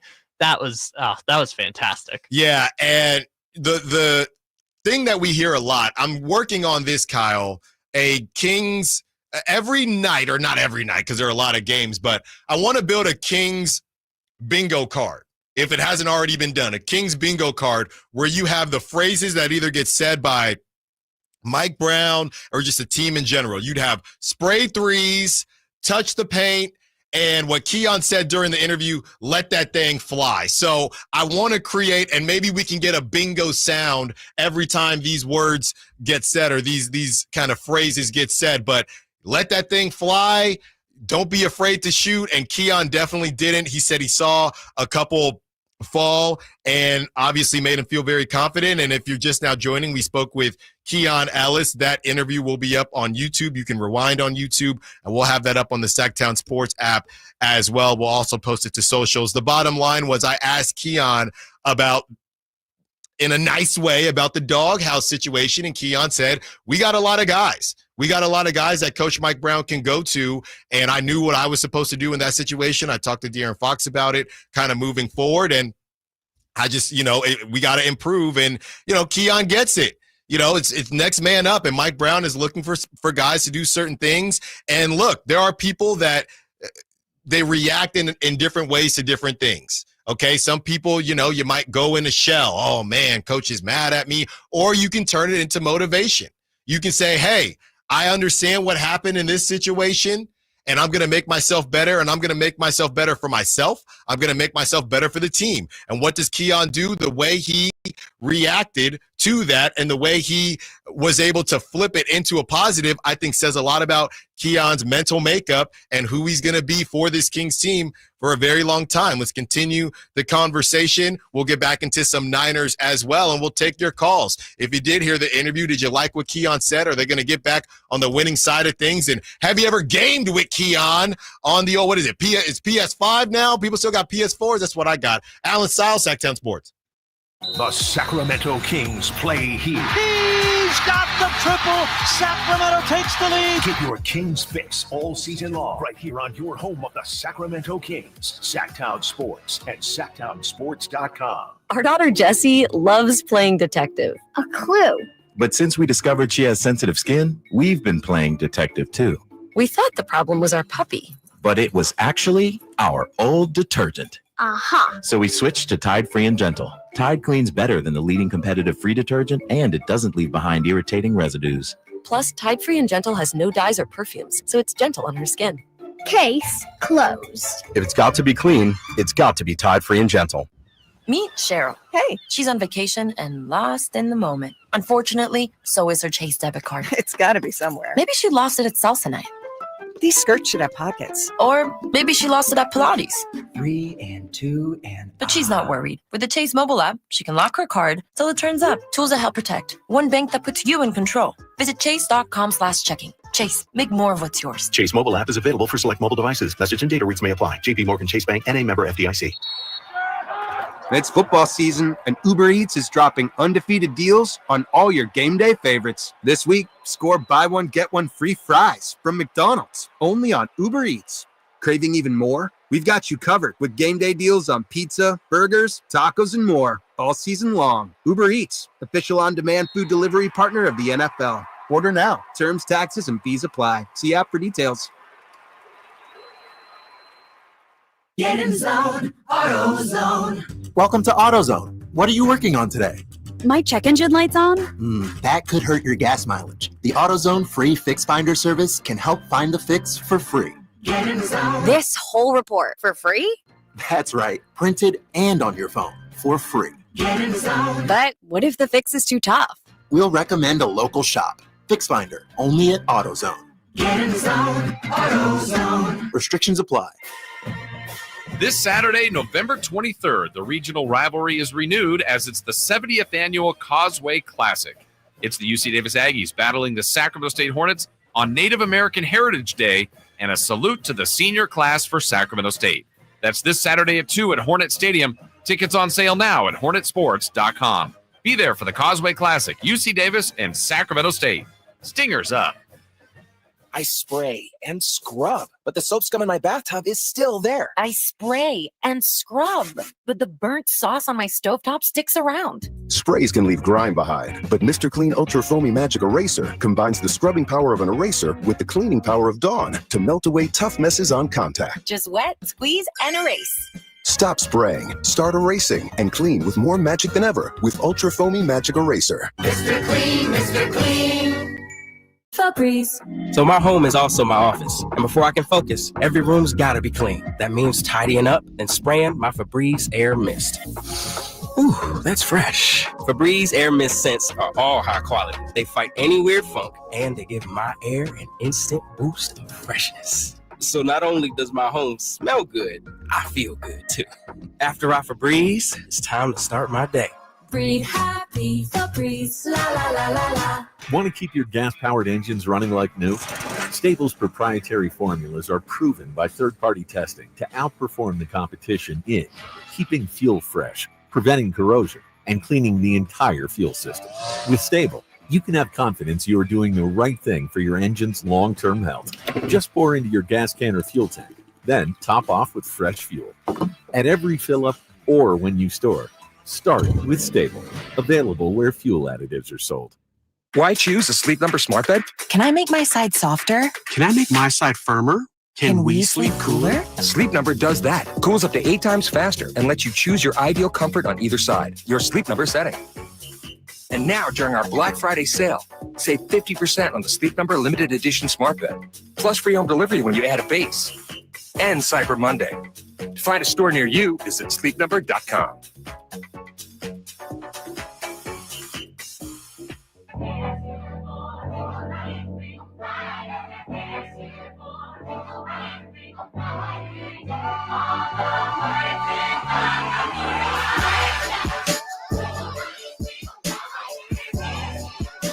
Your home for Kings basketball for over 25 seasons. Sactown Sports. 916, nice surprise interview. Thanks, y'all. Yeah. Don't thank me. Thank Keon Ellis. Thank the Kings. Thank Sactown Sports in general. A lot of people working behind the scenes. Jay Johnson working behind the scenes. Kyle Ledbetter working behind the scenes. Great stuff. Like I said, that'll be up on social media. That'll be up on YouTube. Keon Ellis joined us. We'll also play it again tomorrow. For those who may have missed it, I know y'all might be running around. Kids soccer practice. It's raining. I'm just always going to throw out that it's raining. It's on YouTube. If you want to just pull up our live stream and just go backwards like 15 minutes. I mean, we want you to keep listening to us, obviously. That's right. You can always just go back 15 minutes and listen to it on YouTube. And why don't we keep the good times rolling and the good news rolling? DeMar DeRozan back, who it's already been announced that he will play tomorrow from Chris Haynes. Domantas Sabonis back. We're both full participants in yesterday and today's practices. So we caught Keon Ellis right after practice. Brenden and Frankie had to head over for the media availability. Malik Monk is out there, but no word on his participation yet. That's from Brenden Nunes. That was about 30 minutes ago, a little less than that. So looking good, sounding good for Domas to be back. DeMar DeRozan, we know he's back. Domantas Sabonis to handle Zubac. The rule is, or I guess not rule, but what Mike Brown likes is at least one practice, the guys to be full participants before they get out there. So Domantas Sabonis was full participant in yesterday and today's practice. We know that worked well for DeMar DeRozan. How is it going to work for Domantas Sabonis? Plus, Sabonis has missed, the last 2 games? And that's the same amount he's missed in the last 2 seasons? Yes, he does not normally miss time. So will he be out there? A lot of opportunities for the Kings with no Norman Powell. Will the back be back? That is what we are wondering for Domantas Sabonis. As we were having some conversations about the Niners before that surprise interview from Keon Ellis, and Terrell Owens had this to say. He was on Bay Area radio and had this to say, a little bit of wide receiver friendly fire. This is what Terrell Owens had to say about Deebo Samuel. Now we know Terrell Owens, he likes a lot of the spotlight on him. Don't get me wrong, but this is what Terrell Owens had to say. Again, I'm reading it, so not sure what the tone is, but this is what he had to say. Quote, Deebo is not really playing up to Deebo standards. Deebo seems like he's more focused on his pregame attire than he is actually the game. If we can shift that focus, maybe that can energize and create some more production from an offensive standpoint. I say that kind of tongue-in-cheek, though. Terrell Owens, you know what you're doing. You can't say stuff like that tongue-in-cheek. You know it's going to get clipped. You know it's going to get used everywhere.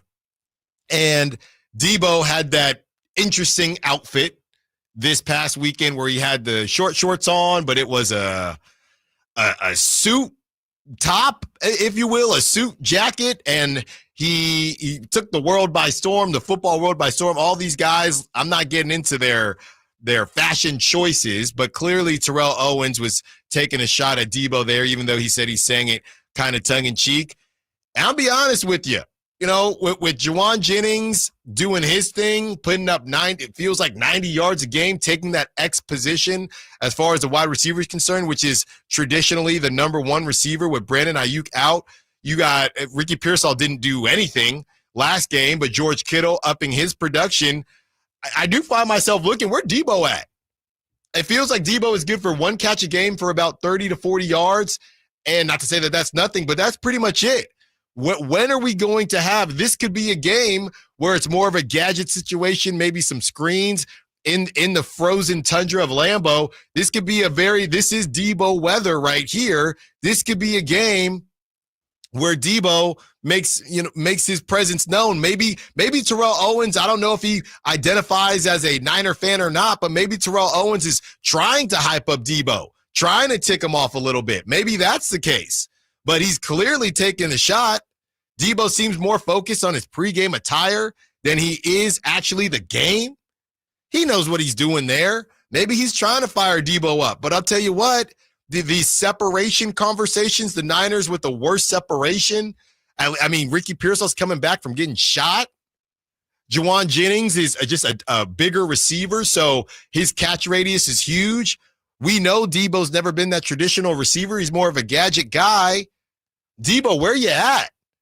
This is a huge opportunity for Debo. In that type of weather, they're not going to be flinging the football all around the field. They throw Debo in the backfield.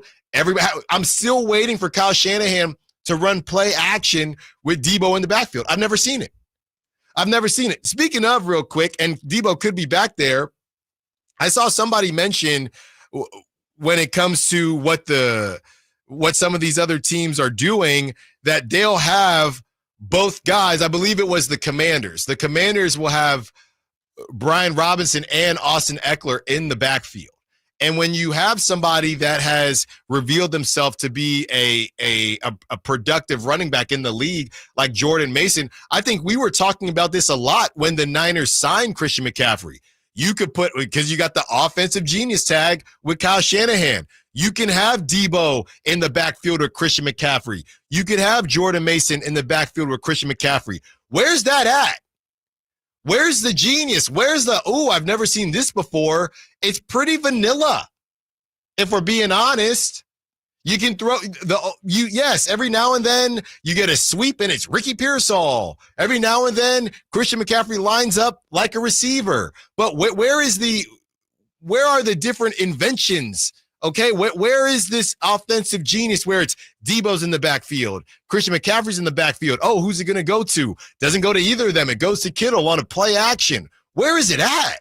It's interesting because the Niners have so many slot receivers right now. Like when they moved Juwan Jennings to the X, I understood why, but I was kind of confused because I was like, he's such a predominant slot receiver that I don't know how he's going to fare on the outside receiver position. And I kind of thought the same thing when they did that with Deebo Samuel, and it worked out great before.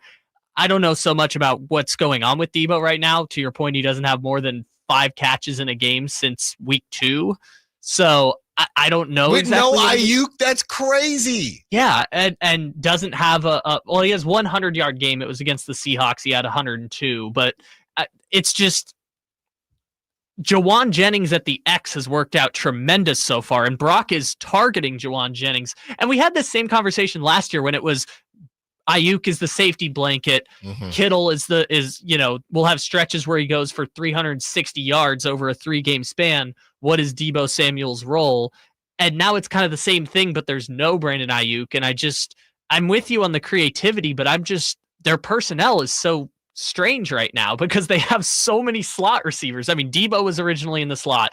Pearsall is a true slot receiver. They're moving Jawan Jennings, a slot receiver, to the X. It's just their personnel, they're just kind of like taping it all together, that this would be the time to try creative things. This would be the time to do some different stuff. And it hasn't been the case. But when I think slot receiver, I know this isn't always the case, but I do think normally those smaller receivers, that's not Jawan Jennings, which is why he's worked out as the X receiver. It's worked out.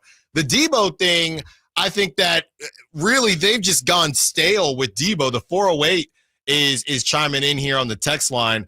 Why don't they run more quick screens to Debo or receivers on the outside rather than these long reverses? The ball would get out faster and the defense wouldn't have an opportunity to adjust and track him down from the middle. I think it's a great point, 408. And again, I know we sit here as Tua kind of judges us for eating our chips and sitting on the couch, but you're just I'm allowed to that when anybody ever does the well you never played thing.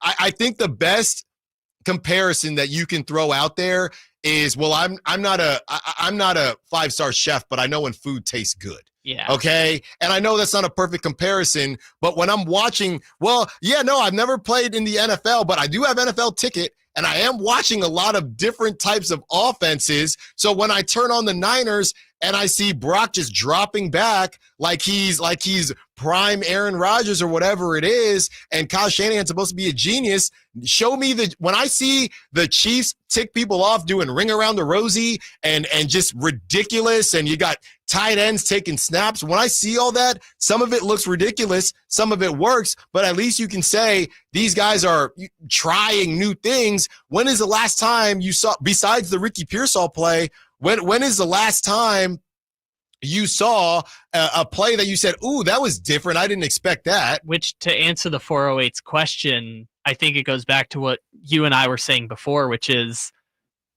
Debo's might not be that guy anymore. Yeah. In 2021, when he was the leading yardage guy on the offense, and he was single-handedly picking apart the Cowboys in that playoff game where he's running the ball out of the backfield and he's catching passes and he's the hybrid.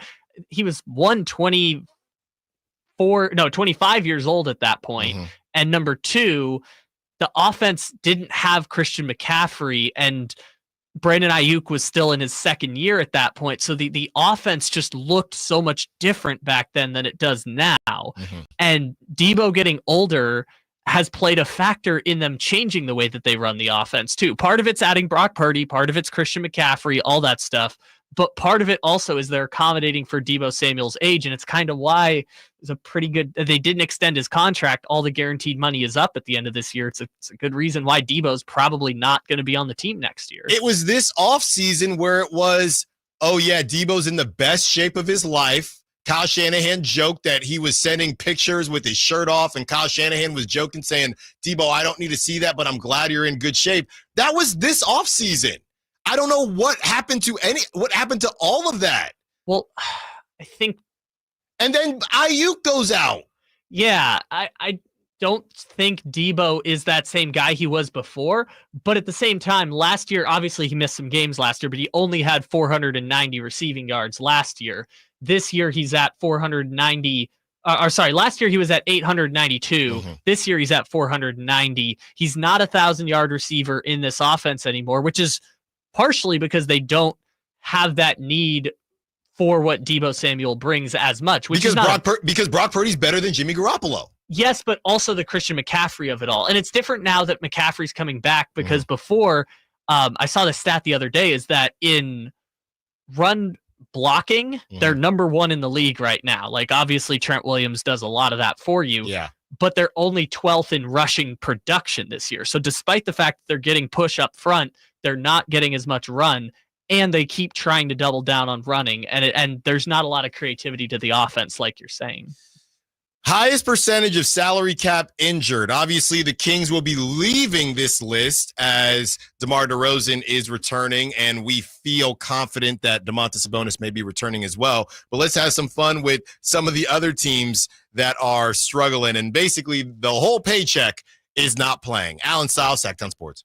Hey, what's up, everybody? It's your boy Drapes, Kyle Draper from Mercedes-Benz of Stockton. And now that the holidays are here, there is no better time than right now to head down to Mercedes-Benz of Stockton. The Mercedes-Benz Holiday Love Celebration is back from now through January 2nd. You may say, Kyle, what is the Holiday Love Celebration? Well, let me tell you. At Mercedes-Benz of Stockton, you can discover exceptional offers on a new Mercedes-Benz, like the 2025 GLC 300 SUV. It's just $559 a month for 36 months. They also have a full lineup of SUVs, vans, electric vehicles, and of course, certified pre-owned vehicles with rates as low as 2.99% APR up to 72 months on select vehicles. Mercedes-Benz of Stockton believes in the true Mercedes car buying experience. So make the short drive down I-5 to Mercedes-Benz of Stockton and see what a true car buying experience is really about. Or of course, you can go online at mbfstockton.com. Ooh, ma.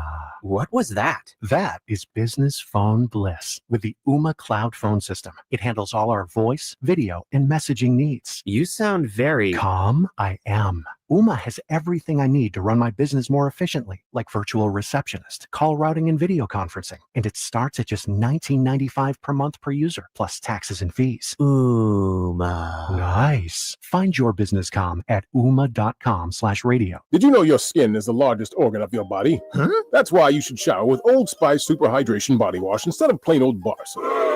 Love your skin by super hydrating it with vitamin B3 and glorious notes of vanilla and shea.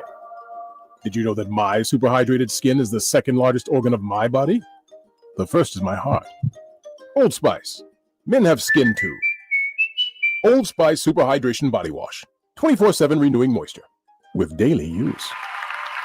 Facts are facts, and the facts show that for eliminating hip, knee, back, leg, and foot pain, it's the Good Feet personalized arch support system, clinically proven to provide significant pain relief in only 4 weeks. Good Feet arch supports are designed to help put your feet and whole body back in pain-relieved proper alignment. Good Feet arch supports are HSA and FSA eligible. Book your free fitting at Good Feet in Sacramento, Roseville, and Vacaville. At the law offices of Dale R. Gomes, we understand that when you're facing a crisis, you need more than just a lawyer. You need a team. Our dedicated attorneys work together, combining decades of experience to guide you through personal injury or criminal defense matters with care and expertise. We're committed to supporting you every step of the way, ensuring your voice is heard and your rights are protected. With offices in Sacramento and El Dorado County, reach out to the law offices of Dale R. Gomes today, 916-999-9033, or online at dalegomslaw.com. It's time for the Sactown Sports live events calendar, the hottest live events lineup just for you. Kicking things off for comedy fans, don't miss David Spade bringing his sharp wit to Hard Rock Live Sacramento on November 22nd, followed by the hilarious Russell Peters lighting up the stage the next night, November 23rd. Then get ready to feel those good vibrations with the legendary Beach Boys on November 24th at Hard Rock Live. And for classic rock lovers, the Black Crowes are rocking the same stage November 30th. All of these are brought to you by our friends at Live Nation. The original Jersey Boys, Midtown Men, are bringing their holiday show to Thunder Valley on December 8th. And kicking off the year in style, country stars Dylan Scott and Jackson Dean are hitting Thunder Valley on January 10th. And the one and only Bill Engvall will be there too, cracking up the crowd on January 11th. Don't miss these incredible events coming your way, and stay tuned for more info. To get details, head to SactownSports.com.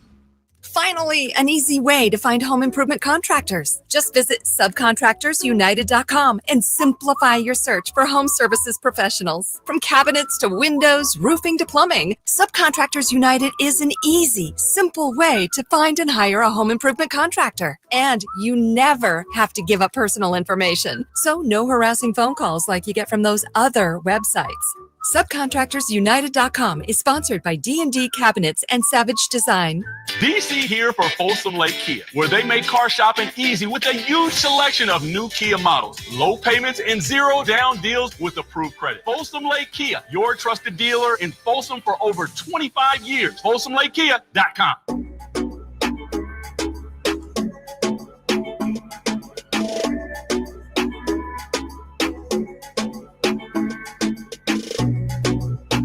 Live and local, 6 a.m. to 6 p.m., Monday through Friday. Sactown Sports. Allen Stiles, Sactown Sports. It's been a fully loaded show.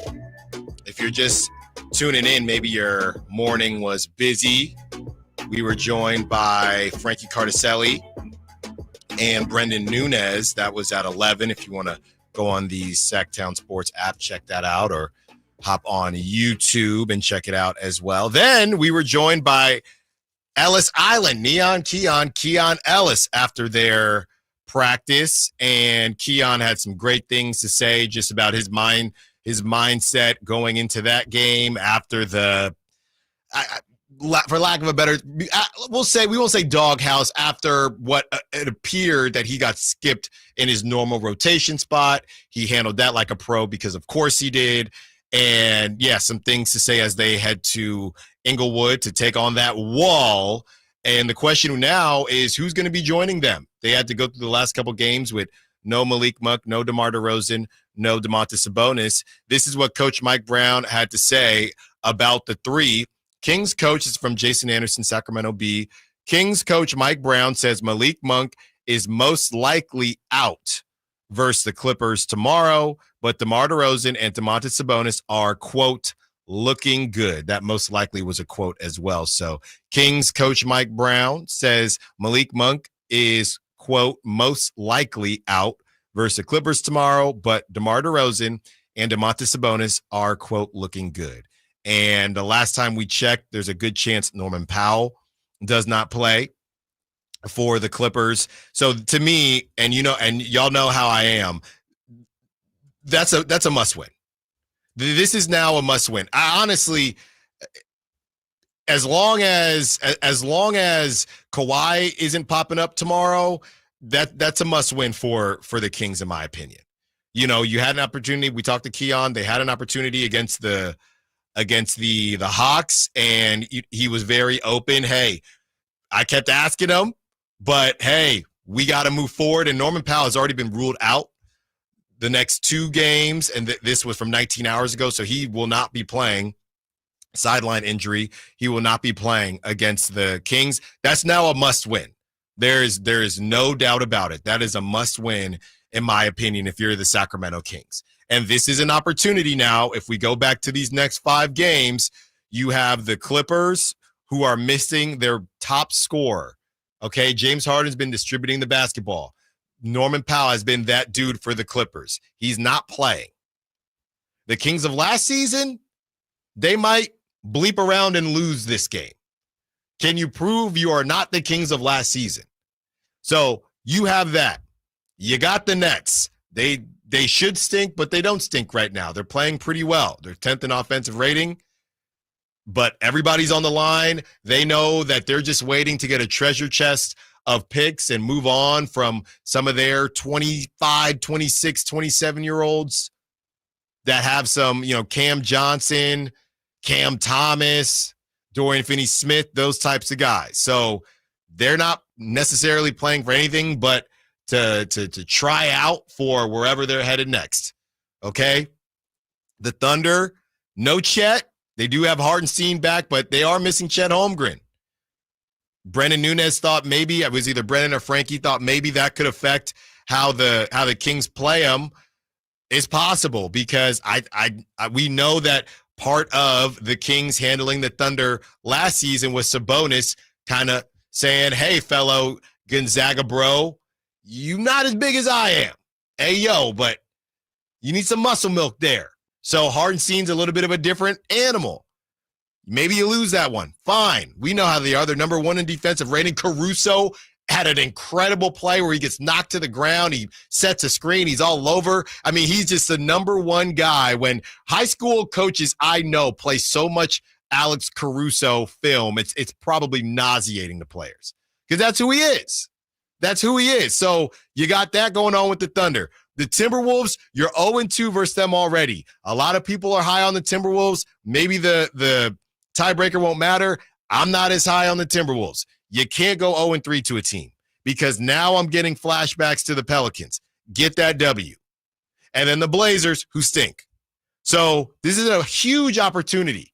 If you're ever going to go 4-1, I got to look at the rest of the schedule, but this is a great opportunity to go 4-1. This is the 5-game block that you think they have a chance to perform. And there's honestly an interesting balance between the 5 teams they're about to play, right? They play, so in terms of net rating, they play the team ranked 2nd, 11th, 16th, 20th, and 26th. Yeah. Which according to the math in my head, you have one team from each of the 6, if you broke up the 30 teams into 6 groups or 5 groups of 6. Yeah. You have one team from each of those tiers or levels of what the league is right now. So 4-1 is what you would expect if you expect to be, say, better than the 11th best team in the league, right? If the 11th best team, which is Minnesota, according to net rating, if that's the team that you expect to beat, then you're 4-1. If you expect to be in that 11 to 16 range, then you expect to beat the 3 teams below you,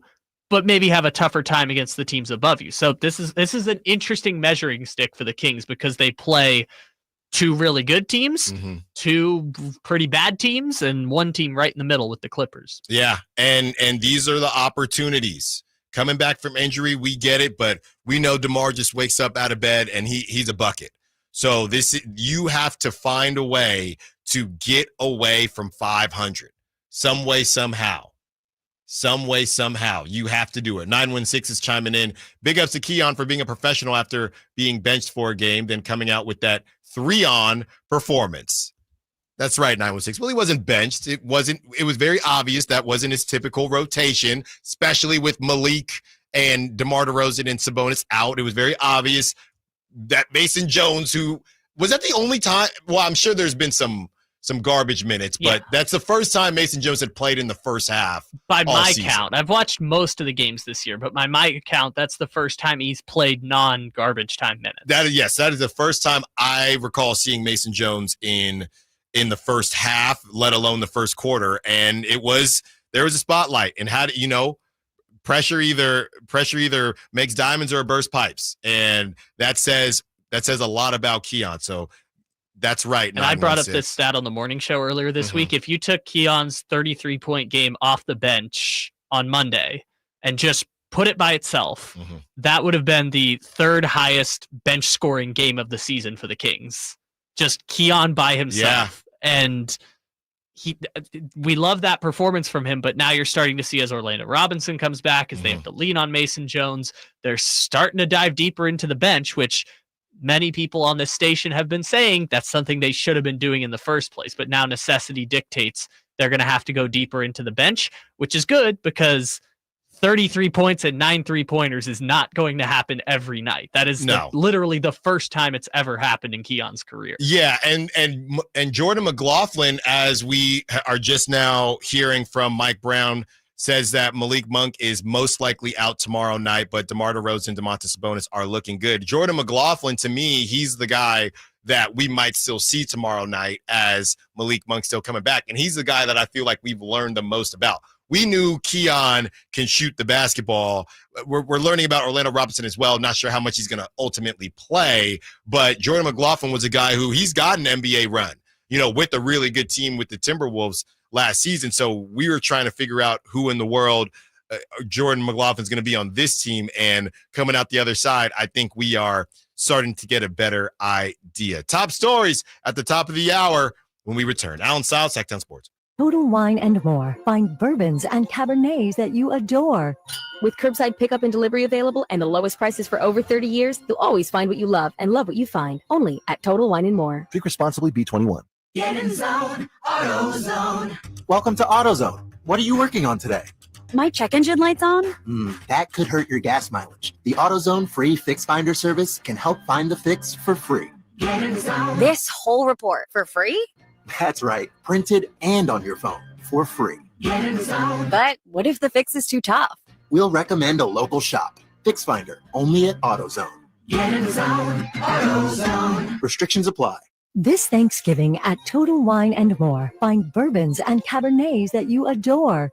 With curbside pickup and delivery available and the lowest prices for over 30 years, you'll always find what you love and love what you find. Only at Total Wine & More. Drink responsibly, B21. Carmichael Dave here from my good friends at American Energy. Cool weather, if not cold weather, is in our future. You know that. It'll eventually get there, and American Energy wants to make sure your system is operating safely and properly. So now is the time to take advantage of the $49 fall tune-up inspection. That's regularly $119, but includes a full safety and duct inspection. And if your system's over 10 years old, it's free. The tune-up is on American Energy. Give them a call right now. They're offering $50 off your first recommended repair, or if you need a new furnace, that's half off the price of a new unit. American Energy been serving the greater Sacramento area since 1981. A+ with the Better Business Bureau. You can check them out at the AEWay.com for an instant quote. That's the AEWay.com. Tell them Carmichael Dave sent you. Call 916-520-9990 now.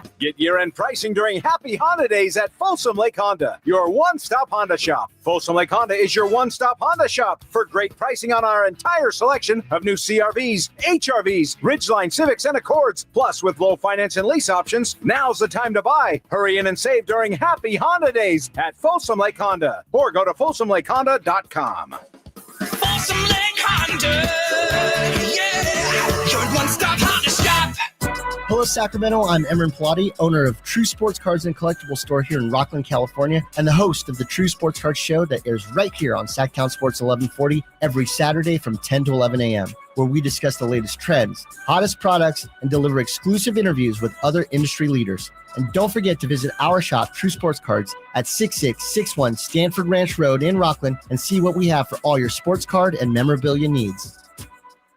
Hi, this is Greg Papa. Disasters hit every day. If your home, business, or building has suffered from any disaster, SunPoint Public Adjusters can help. SunPoint prepares, presents, and negotiates your claim with the insurance company, working only for you, making sure you get everything you're entitled to and letting your focus be on what's most important, your family or your business. Call SunPoint today at 888-247-7865 or contact us at sunpoint.us. SunPoint Public Adjusters, the gold standard in public adjusting. License number 2N14884. The holidays are always a great time to get together with family and friends, but nothing beats the thrill of Stockton Honda's deals. During Happy Honda Days, find the perfect ride in person or online. With over 400 new Hondas ready to go, now is the time to buy at Northern California's #1 Honda dealer, Stockton Honda. Anytime, anywhere, it's all here. StocktonHonda.com. Number 1 claims based on 2023 total new and Honda certified pre-owned vehicle car sales from American Honda Motor Company Zone Report. This holiday season, create a fun and joyful memory for you and your loved ones. Come light the world and help those in need through the Giving Machine, November 16th through January 1st at the Westfield Galleria Mall in Roseville and in Modesto at Valley Fair Mall. Choose from local charities serving your community or from global charities worldwide. Come feel the Christmas spirit at the Giving Machine. Learn more at givingmachine.greatersacramentomodesto.org. KHD1 Sacramento, KYMX HD3 Sacramento. From the Power Business Technology Toshiba Studios. Sactown Sports 1140.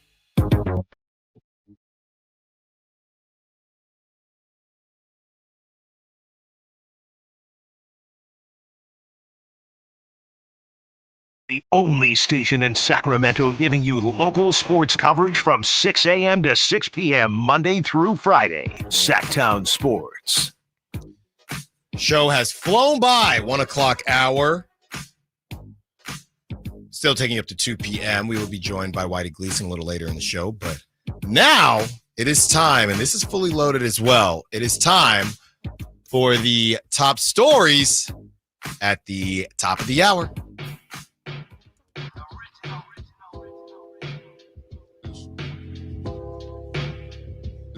Let's start here with Gino Auriemma. He becomes the winningest coach in college basketball. He took that mantle last night.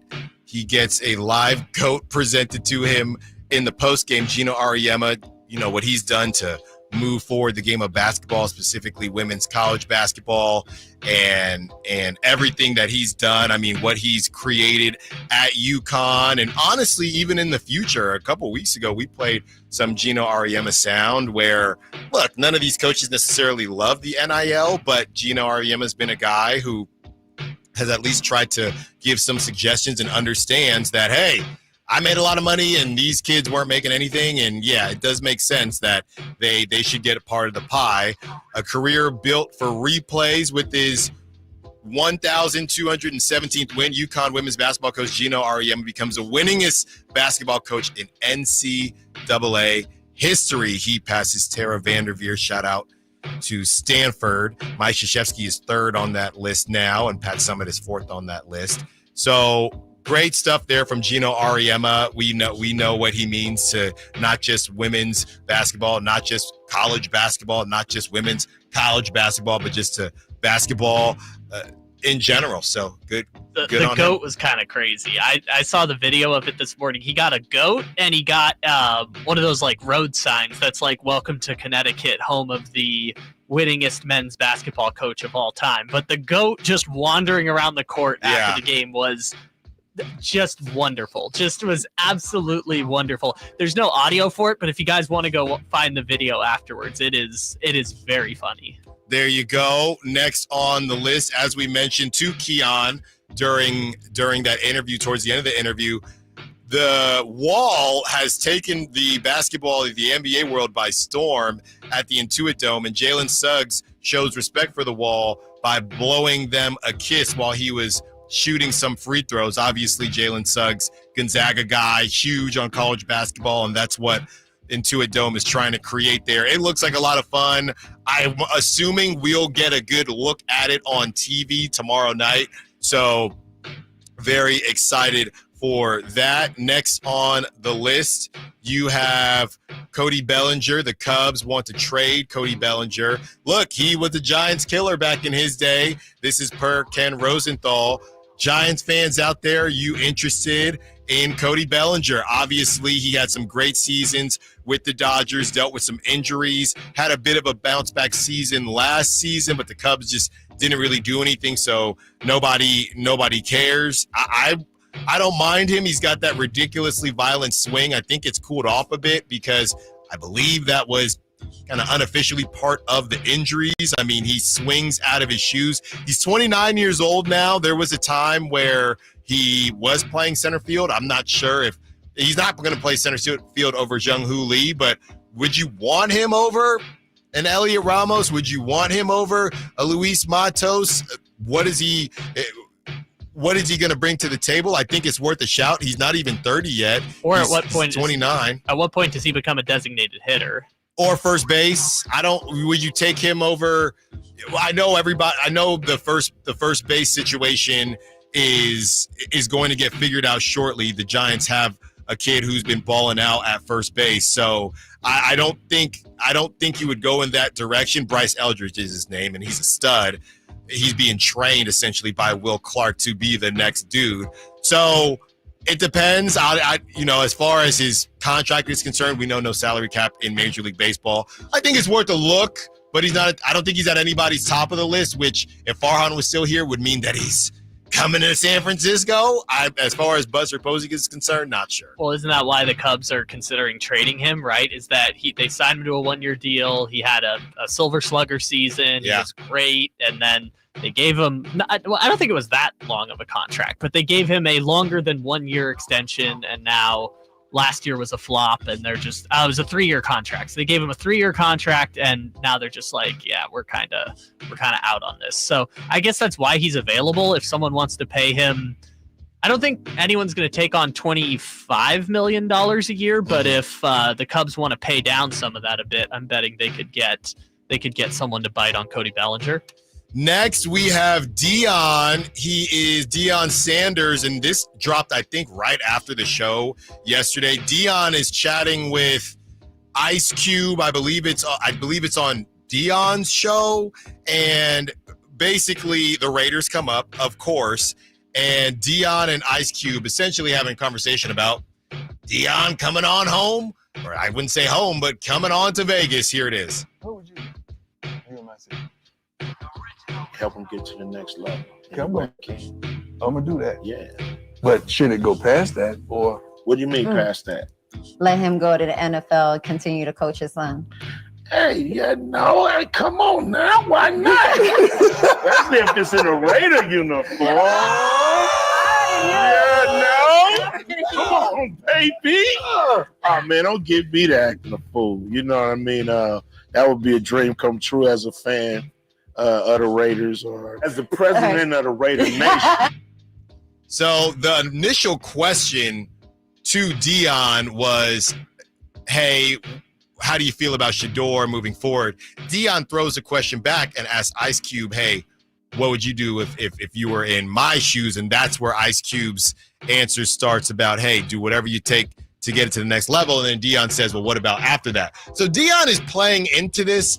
I don't know. I know he just got paid from Colorado. I don't know if he's angling for more money from a different college. By the way, Colorado in the Big 12, they are in a position to possibly go to the college football playoff. So Dion, a lot of people had a lot of things to say about Colorado and Dion when they were losing. And, you know, I think there's a little bit of, we hear about Dion on the outside, but Colorado isn't just being shoved in our face anymore. So I think that was good for them. But as far as on the football field, they have a chance to make it into the playoff, which is crazy. If they win the next 2 games, they are going to the Big 12 championship. And honestly, the Big 12 kind of stinks this year, so they might have to win that conference championship to get in the playoffs. But, I mean, they're going to make the conference championship, which if you had told me they were going to make the conference championship, I would have been shocked.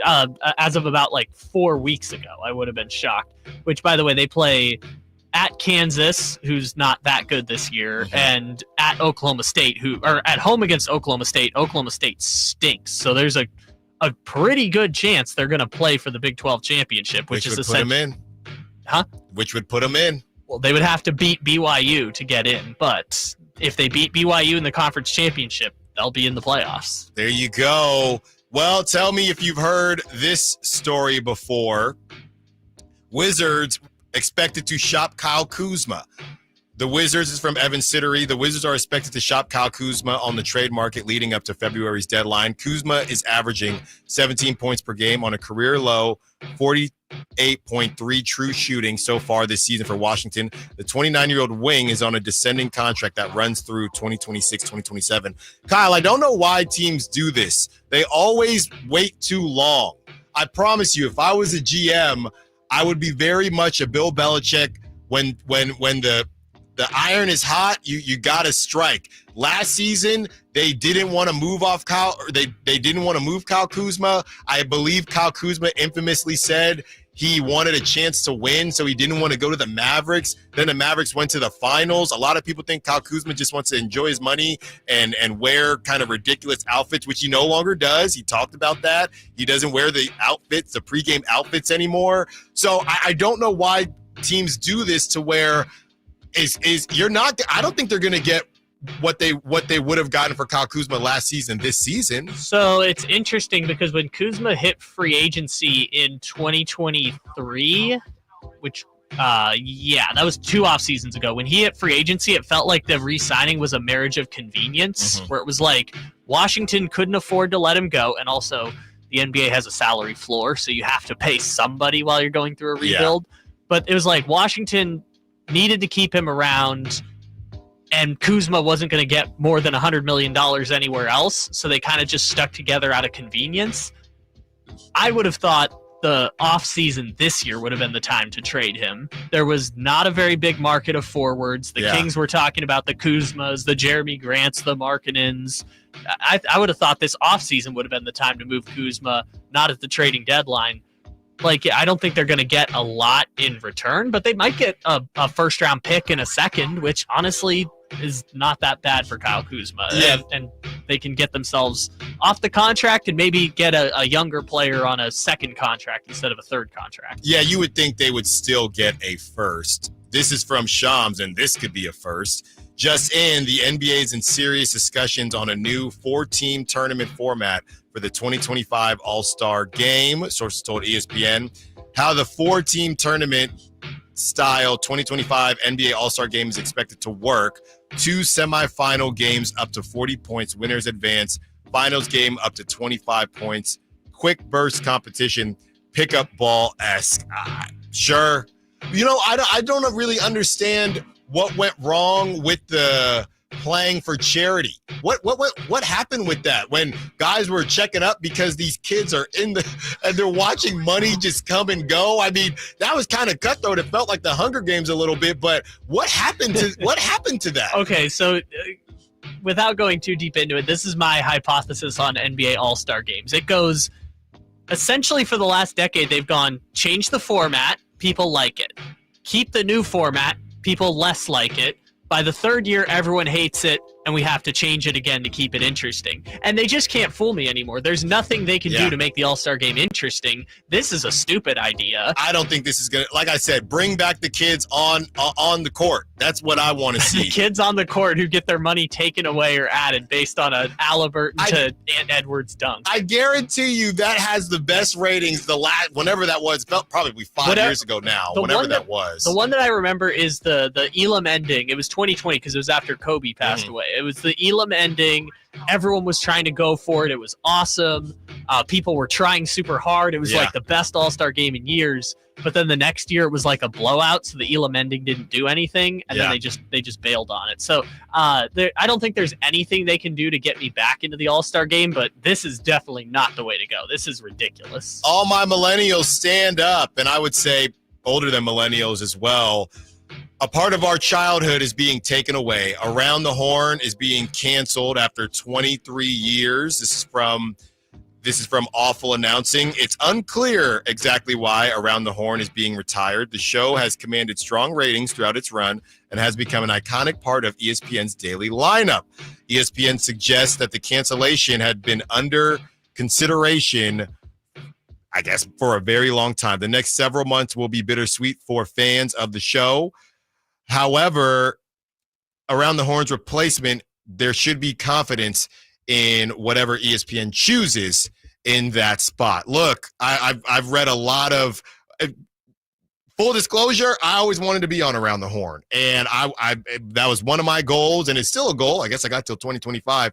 It's still a goal of mine to be on Around the Horn, and that was what kind of got me thinking, man, I think I can do this. Now, a lot of those guys back in the day were journalists first, but being able to talk about everything, being well-rounded, it's just not something that I was surprised when Awful Announcing said this wasn't about ratings, because I thought that may have been the case because people are just taking in content in different ways. But heck of a run.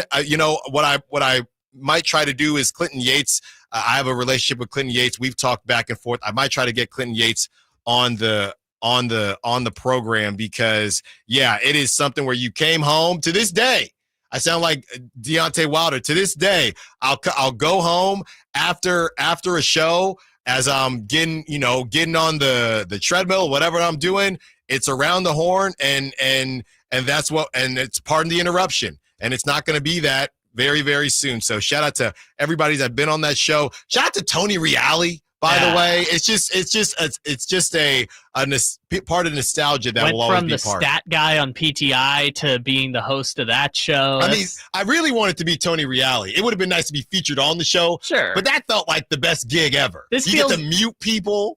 This feels like one of those shows that should have been like Days of Our Lives, where like 50 years from now, it's just still whoever you're putting through is still on television. But I was I don't want to make you feel old, but I was the same way where I'd come home from school every day. School would get out at 2:10, get home at 2:25, watch the end of Around the Horn. PTI did that every day from 9th grade to 11th grade. But hey, I'll look at it like this way. It was a heck of a run from Around the Horn. All right, there might be a lot of running tonight with the weather in Cleveland. Thursday night football is coming up in a couple hours here. Steelers, Browns. Let's break it all down. Allen Stiles, Sactown Sports. On the move? Got somewhere to be? Take Sacramento Kings basketball with you. The Sactown Sports app will let you stay connected to your passion. Never miss a moment of Sacramento Kings basketball with the Sactown Sports app. So right now may be the perfect time for you to rethink how you pay for health care. And here's why. This time of year is decision time for a lot of people, but it's also when you can join MediShare and save even more than usual. For many families, joining Metashare means saving about $500 a month, which is a game changer for a lot of people, obviously. But what's more, Metashare members like it a lot. Their satisfaction rate is 98%. Imagine that. And Metashare is a proven thing, too, for over 30 years. It's a Christian community of hundreds of thousands of people now. And here's the thing. If you join before November 30th and you mention the promo code SHARE, they'll waive your application fee. So you save even more right off the bat.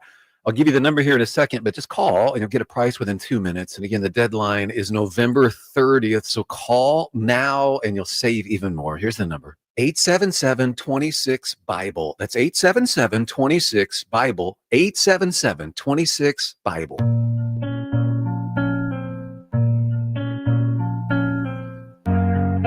Your home for Kings basketball for over 25 seasons. Sactown Sports.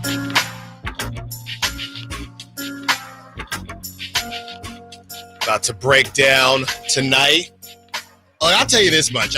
One of my way offs, I thought the Browns would really play well against the Saints. Saints coming off a game where it was a classic Derek Carr game. No business winning that game.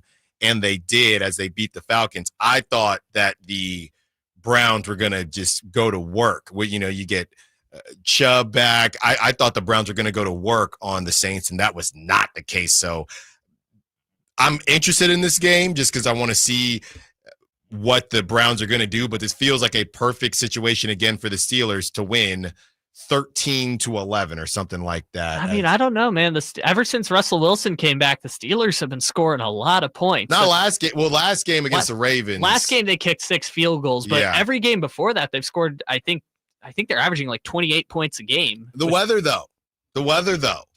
So I'm going to be watching either way, but yeah, we'll see. We'll see how it turns out. Real quick, 408, I got to give the Giants love when they pop up on the text line. We mentioned Cody Bellinger, and would you be interested, Giants fans, in a Cody Bellinger from the 408? No. The Giants don't need to sign old guys that might do something. We need to sign young guys that might do something. We're not competing for the World Series against the Dodgers right now. We need to build up a franchise for the future. Yeah, I agree. And maybe this is the season. I mean, that's kind of what the Giants did. You do need vets, right? You do need vets to kind of round everything out. You have the vet in Matt Chapman. You have a couple guys there. Your pitching staff, we'll see who they're left with. But your pitching staff, we know Logan Webb, who I'm still working on getting on the show. We know that your pitching staff and Kyle Harrison, another year older. Kyle Harrison, it's crazy to think. I completely forgot. That was still Kyle Harrison's rookie year. Shout out De La Salle. Yeah, we went to the same high school. Definitely not the same time. But that's still only Kyle Harrison's second year in the league. I'm just confused at what point. First year. Yeah. I'm just confused at what point the Giants were allowed to be picky with the players that they were bringing into the organization. That's also true. True. They were like 12th in the National League last year, and part of it was injuries, obviously. But since when have they been able to be picky about the talent that they bring into the team? But I don't think 408 is being picky. I think 408 is saying I'd rather just see what we got in the farm than giving up. Because to get Cody Bellinger, you're going to have to give up something. Right. And that's not somebody, because this is a trade now. This ain't free agency. Yeah. 408's just saying, I don't want to give up any prospects or any young talent that might work out for Cody Bellinger, which might work out, but also might not. That's fair. But correct me if I'm wrong. I don't think Cody Bellinger's value is they're going to have to give up a single top 100 prospect, right? It's probably a AA guy that might make it to the majors, might be a someone on the cusp of getting there. You know who it could be? And that's what's tough when you start saying names, because it kind of strikes me as a Grant McCray type. And Grant McCray, I'm high on. He's a fielder first, but his hitting did pop up in a good way this season. You got to move somebody, and the Giants have enough guys where they're going to have to choose. Honestly, it's similar to the draft. Whether it's, Cody Meckler or Grant McCray, you just hope you don't choose the wrong one. Sure, and talented players will always come and go. It's just tough because I don't know what the Cubs value either. Are the Cubs in a position where they're like, we want to save money, so we'll take less prospects if you take more money? Are they saying we want prospects, but we want them to be major league ready-ish? Or Right. do we want projects? Do we want people who have been drafted in the last 2 years? That's what makes it tough to gauge value, is the uncertainty about the Cubs, because I have no idea what to do with them. Right. I under like the Grant McCray upside and Cody Meckler injured a bit this season. Upside, I get. To be honest, and I'm looking at the roster now, I am not trying to be disrespectful, but yeah, if we're talking about trading a couple Brett Wisleys for, guys that have played in the major leagues, probably not going to be all-stars, but are still young enough that you could try to sell. If you want to trade two or three Brett Wisleys for Cody Bellinger, I'd do that. I do that right now. Yeah. Sorry, Brett Wisely, but I would do that. And in exchange, say, I don't know, we'll take on $18 million of his $25 million per year. If the trade right now was Brett Wisely and Casey Schmidt for Cody Bellinger, that's kind of a lot. I mean, Casey Schmidt isn't the Casey Schmidt they thought he was going to be, but yeah. that's low-key kind of a lot. I wasn't even saying that. I was saying, like, trade number 9 and number 19 in the farm system. Yeah, it depends on what the Cubs want, so we'll keep an eye on that. We knew this was coming, and here it is. All right, let's get to Thursday Night Football. Hard Knocks AFC North is on the way. Is anybody interested in that? Kyle, you have some notes on the game? Yeah, I got notes for the game that we can talk on. It's not really so much about the game. It's because the game itself is going to be, 1, boring, and 2, inevitable that Pittsburgh is going to win. I think the over-under is like 36.5 for the game, which is, I think Dave said this morning, the lowest of the weekend. So, yeah, I mean, I think those over-unders are going to start plunging once the weather reports come in, because there's going to be snow in some places like Lambeau. But, yeah, the game itself is not interesting. But with a win tonight, the Pittsburgh Steelers will lock up a 21st consecutive winning season, which would tie an all-time NFL record. Mr. Stiles, do you think you can guess who the Steelers would move into a tie with for longest consecutive streak of winning seasons? At 21. I'm just going to do it at 21. The teams that they're not 21. I'm just thinking based on quarterbacks. This is a tough one. I'm just going to go based on what it felt like quarterbacks with the Packers. It was not the Packers. The Packers had a 6-10 season in there with Aaron Rodgers, I think. So it was not the Packers. Just give it to me. It is the Dallas Cowboys. From 1965 to 1985. I mean, are we counting that? I think so. Most of that was the Super Bowl era. Yeah, that makes sense. I guess it should have been my guess should have been Cowboys or Niners, honestly. Yeah, that's or maybe the Pittsburgh Steelers again. But yes, it is the Dallas Cowboys. Mike Tomlin is going to have an 18th consecutive winning season this year. Which is ridiculous. Yeah. It's the third most all-time behind 2 historic greats, one of which is the coach of those Dallas Cowboy teams, Tom Landry. The second one is Bill Belichick with 19 consecutive winning seasons, which is crazy to say, right? Mike Tomlin is about to have as successful a stretch of winning seasons as Bill Belichick. Another one that I thought was fun, he was so close to having the all-time record because Tom Landry, I think, was 24 in a row.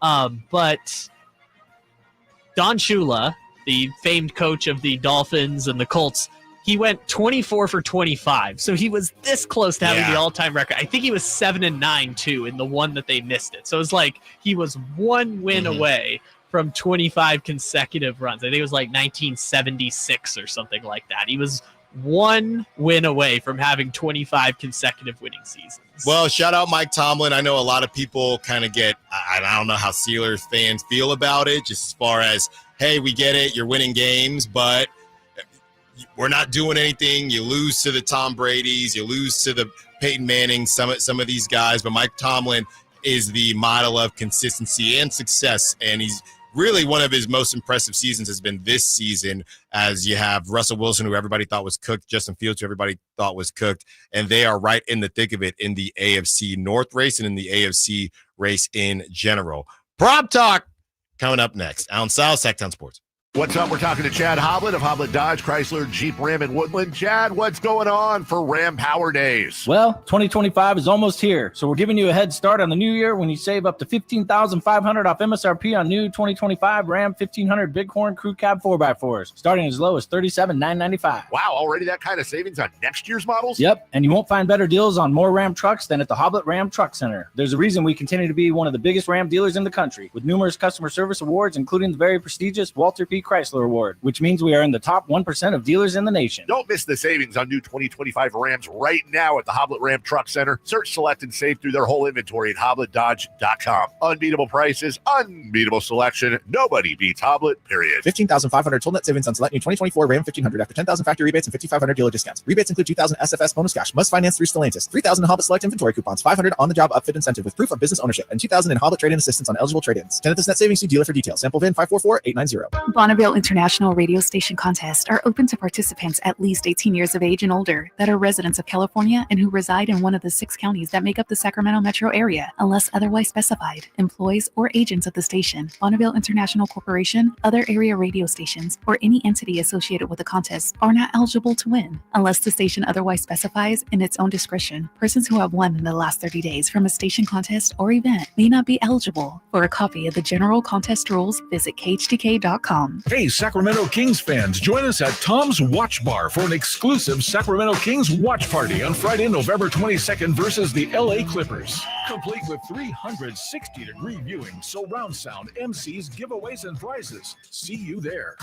Facts are facts, and the facts show that for eliminating hip, knee, back, leg, and foot pain, it's the Good Feet personalized arch support system, clinically proven to provide significant pain relief in only 4 weeks. Good Feet arch supports are designed to help put your feet and whole body back in pain-relieved proper alignment. Good Feet arch supports are HSA and FSA eligible. Book your free fitting at Good Feet in Sacramento, Roseville, and Vacaville. When it's all on the line, you need a big-time closer. That's especially true when it comes to your garage door. That's why I proudly recommend National Garage Door. Whitey Gleason here for National Garage Door. And whether you're looking to repair an existing door or get a brand new one installed, you need National Garage Door. Family owned and operated. They've been around since 1974 because service is their number one priority. National Garage Door are the region's BSE broken spring experts, and the styles, prices, and quality of the new doors will amaze you. I know they amazed me. Our garage door was starting to sound kind of like a box of scrap metal tumbling down the stairs. So Kevin from National Garage Door came out. He said patching up the old one was an option, but we're going with a new garage door, and we're as excited about that as you can be about a new garage door. National Garage Door sells quality Rainer branded garage doors. They offer sales, service, and installation on all residential and commercial doors and operators. If you have garage door needs, old ones coming apart, or you're looking to improve your curb appeal,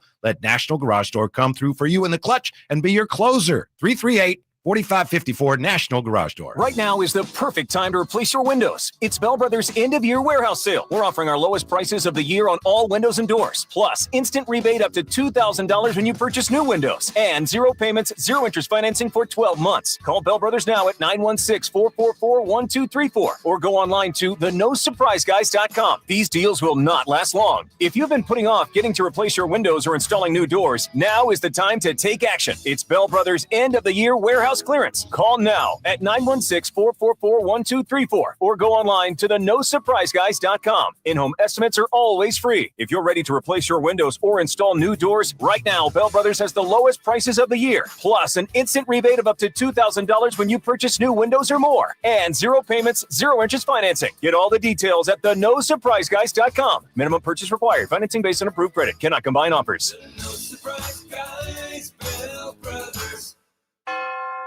DC here for Folsom Lake Kia, where they make car shopping easy with a huge selection of new Kia models, low payments, and 0 down deals with approved credit. Folsom Lake Kia, your trusted dealer in Folsom for over 25 years. FolsomLakeKia.com.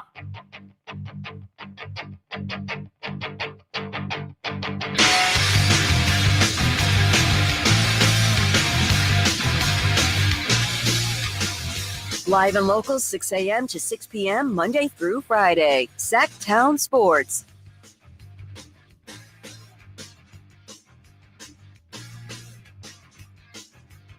"30 more minutes with you." Whitey Gleason will join us. in about 10 minutes. Wonder if Whitey caught the Keon Ellis surprise segment. And if you didn't catch it, you can. We have part of it on social media where you can then get to the full-on segment.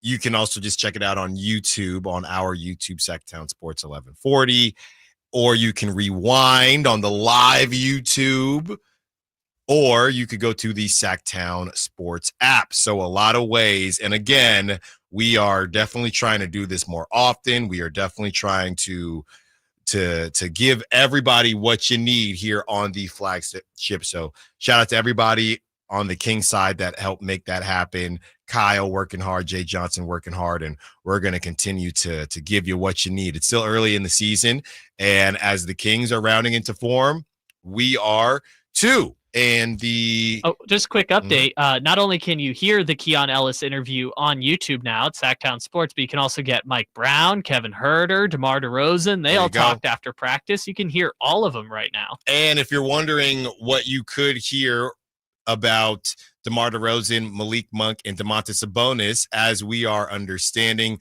Mike Brown, it is unlikely that Malik Monk plays tomorrow, but it is likely that DeMar DeRozan and Domantas Sabonis play tomorrow. So it is going to be a game where the Clippers are missing their number one scorer in Norman Powell with a hamstring issue. So if you get DeMar DeRozan and Sabonis out there, to me, that's a must win. You got to get that game. You got to get that game taken care of. I don't care about the wall. I don't care about Steve Ballmer. I don't care about none of that. You got to get this W as you are trying to keep pace with the rest of the West. And you have been giving a gift. All right. We get it. You were kind of giving a gift against the Atlanta Hawks, but you're, coming off a back-to-back, and they're not a great team. But yeah, you were missing 3 of your most productive players. So fine. All right. You're only given a few gifts throughout the season. You got to open them and you got to enjoy them. And that's what the Kings are going to have to do. We will have a full-blown Kings Clippers breakdown tomorrow. Kings Clippers part 2, this one in Inglewood tomorrow. And tonight you have the Thursday night football showdown where the snow is coming, Kyle. It is time for some NFL weather in Cleveland, Ohio. Yes, thank you very much. I hate the snow. I hate the rain, and I hate the sleep. Thank you. Man, I sure do hate the snow. Feet are froze, and my toes are too. I hate. Thank you, mailman from Hey Arnold. All right, Kyle, a little bit of prop talk here. You wanted to go in the direction of Jameis Winston? Yeah. Jameis Winston, the Jameis Winston experience, as I like to call it, is quite interesting because I don't know how you put any lines down for Jameis Winston when it comes to gambling. I mean, the one you can always anticipate is interceptable. I was going to say, and I don't even know if they offer that anymore. I'm not even saying interceptions. There's a nerd stat that is interceptable passes, which takes into account, players drop passes, receivers tip passes that get intercepted, but it wasn't the quarterback's fault. There's a great stat called interceptable passes, and Jameis Winston is always way up on the list in interceptable passes. Sometimes, like the year he threw 30 interceptions, he was kind of unlucky in how many interceptions got thrown, but sometimes he throws 3 in a game. Sometimes it's 0 in a game. In passing yards, I think they lost a game earlier this year where he had 380 passing yards. So the line, I think, was 218.5. Yes. Could be, I think you could give or take 100 on that. It could be either. Jameis Winston passing yards have nothing to do with points scored by his team. It has no bearing on the result. It's just a random event generator. You put up a number between 50 and 450, and it could be any number in between those is how many passing yards Jameis throws. So I'm just going to say under because the over-under is 36.5 points. However, I've seen Jameis Winston throw 400 yards in a game where his team scored 17 points. So yeah, and it's 39 degrees right now in Cleveland. The weather is rain and snow. So it's going to be nasty. It's going to be a mix of snow and rain. I think the obvious pick here, and that's the thing, who has the better offensive line? Because the obvious pick here is just take the running back that you think is going to be put in a good position. So with that being said, you got Nick Chubb, who is not the Nick Chubb of old, at least not yet. He's at 52.5 yards, and he did not get there. He had 52 even against Baltimore. That one feels good to me. I don't normally like taking the running back of the losing of the team I don't think is going to win. But Najee Harris at 73.5, I do think the Browns still have a decent defense, so that worries me a little bit. One of those running backs, I would say away from the wide receivers, but one of those running backs is going to hit. I just don't know which one. Yeah, I wouldn't know what to do with the receivers because George Pickens is usually a sure bet, but he's got Denzel Ward covering him, so we'll see what happens. But Chubb obviously was out for a season because his knee exploded. Yes. It was every CL, like LCL, ACL, MCL, like his knee just exploded. But since he came, I mean, they were doing the rotation, but since he came back, he's been really good and getting 20 carries a game. So 52.5, I'm guessing will probably hit. I would think so too. It really comes down to the Browns. Defense, because I think what happened against the Saints is the Browns couldn't score or they couldn't stop the Saints, and then all of a sudden Nick Chubb probably hits the 52.5 if that game is close. I do think the reason why it's low is they're going to be chasing 10 points the entire game. They're going to be down 2 scores the entire game. It's going to be so boring, so tedious, but down 10 points is where Jameis Winston lives in the danger zone. So that might be a reason to watch the highlights. I would not recommend watching the football game, but I would recommend watching the highlights to see what Jameis Winston does. Yeah, I don't normally like doing this, but I think it's just going to be nasty out there. We don't know what the Steelers offense is going to look like. So I am going to take Nick Chubb 52.5 over rushing yards and hope that it's a close game. All right, Kyle, your prediction, I think you've kind of already gotten to it. You think the Steelers, it sounds like you think the Steelers are just going to smack the Browns, or it's not going to be very close. I'm thinking more about the weather than anything else, but you got the Steelers tonight. Well, the Steelers are one of the 5 best teams in the NFL, and Cleveland's one of the 5 worst teams in the NFL. So, I think Pittsburgh's going to win. I will not be watching, and 3.5 is the spread, by the way. Steelers are the favorite. So it's not, nobody thinks the Steelers, Kyle really thinks the Steelers are going to beat the Browns by more than what Vegas thinks. But 3.5 if you are interested in that. I have Kyle, so you're going with the under on Jameis Winston passing yards. Under 218.5. 218.5, and I'm taking the over on Nick Chubb 52.5 rushing yards. I know both sides are going to be stacking the box, but if I'm not going to go running back here, I go tight end. How about that? Sure, that's fine. Yeah, I'd go Njoku because Freiermuth normally doesn't put up the numbers that he set at. So I would either go tight end here if you're interested, but I'd probably just stay away from this game. Yeah. Also, Cleveland has one of the 3 worst offenses in the NFL, and Pittsburgh has one of the 3 best defenses in the NFL. So these numbers are set pretty low for a reason. Yeah, I would probably stay away from this game because we'll have real deal prop talk tomorrow with your Sacramento Kings and the Niners. So if you got to get a little spicy tonight, that's fine. But I would probably just save your cheddar for a huge weekend that is coming up. And we have a huge segment coming up with Whitey Gleason. He joins us on the other side. Allen Stiles, Sactown Sports. All guests come to you from the Folsom Lake Honda hotline. Folsom Lake Honda, your one-stop Honda shop. The holidays are always a great time to get together with family and friends, but nothing beats the thrill of Stockton Honda's deals. During Happy Honda Days, find the perfect ride in person or online. With over 400 new Hondas ready to go, now is the time to buy at Northern California's #1 Honda dealer, Stockton Honda. Anytime, anywhere, it's all here. StocktonHonda.com. Based on 2023 total new and Honda certified pre-owned vehicle car sales from American Honda Motor Company, sold on report. Carmichael Dave with a simple question. What are you thankful for this year?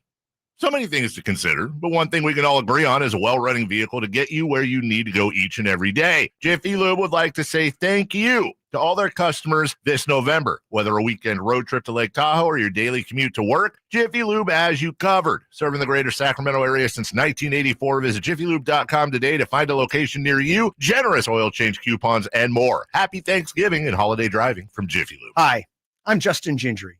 One of the most common questions I receive is what makes us different from other law firms. At Gingery, Hammer & Associates, we handle your case from beginning to end. Whether your case reaches a settlement, whether we need to file suit, or even take it all the way to trial, we will be with you along the entire way. And because we are committed to you and your case, we are as invested as you are in making sure you get the outcome you deserve. If you have an injury, just call Gingery. Did you know that replacing garage doors is the biggest return on investment homeowners can get on improvements? Jason Ross here, and let me tell you about the Overhead Door Company of Sacramento, a family-owned and operated company with third-generation owners that's been in business for 71 years right here in Sacramento. With new garage doors from Overhead Door Company of Sacramento, you'll not only get the wow factor, but you'll also know that you're working with a well-respected and proven company. Residential and commercial, brand new garage doors, or repairs to existing doors, they do it all. Take advantage of their free at-home estimates on new garage doors or check out the showroom with no appointment needed. And while you're at it, mention me, Jason Ross, or Sactown Sports and receive $100 off a new garage door paired with a new garage door opener. Check out their website at ohdsac.com or call them at 916-421-3747. Overhead Door Company of Sacramento, the genuine, the original overhead door. Always look for the red ribbon logo. Time to gear up. It's the Black Friday and Gold Saturday open house event at Roseville Power Sports.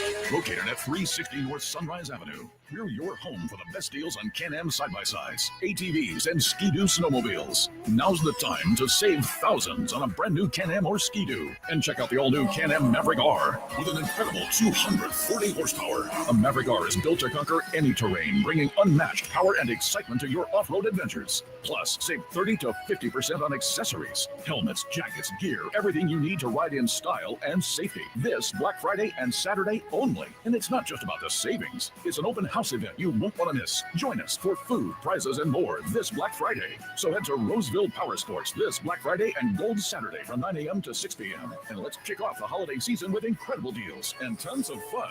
Some restrictions apply. See store for details. Offers valid on 2024 and prior products while supplies last. Happy holidays from Roseville Power Sports. At Fisher Investments, we may seem like other money managers, but we're different. Are you really that different than the rest of us? We are. As a fiduciary, we always focus on what's best for our clients. What services do you offer besides investing? We have a team of specialists in financial planning, estate planning, and more. Your clients rely on you for all that? Yes, we ensure clients receive unparalleled service at every step of the relationship. Okay, but you still sell commission-based products, right? No, because we believe that's a conflict of interest. We prioritize service over sales goals. So then how do your fees work? We have a simple and transparent fee that's a percentage of our clients' portfolios. So we do better when our clients do better. Wow, we're more different than I thought. At Fisher Investments, we're clearly different. Learn more at fisherinvestments.com. Investing in securities involves the risk of loss.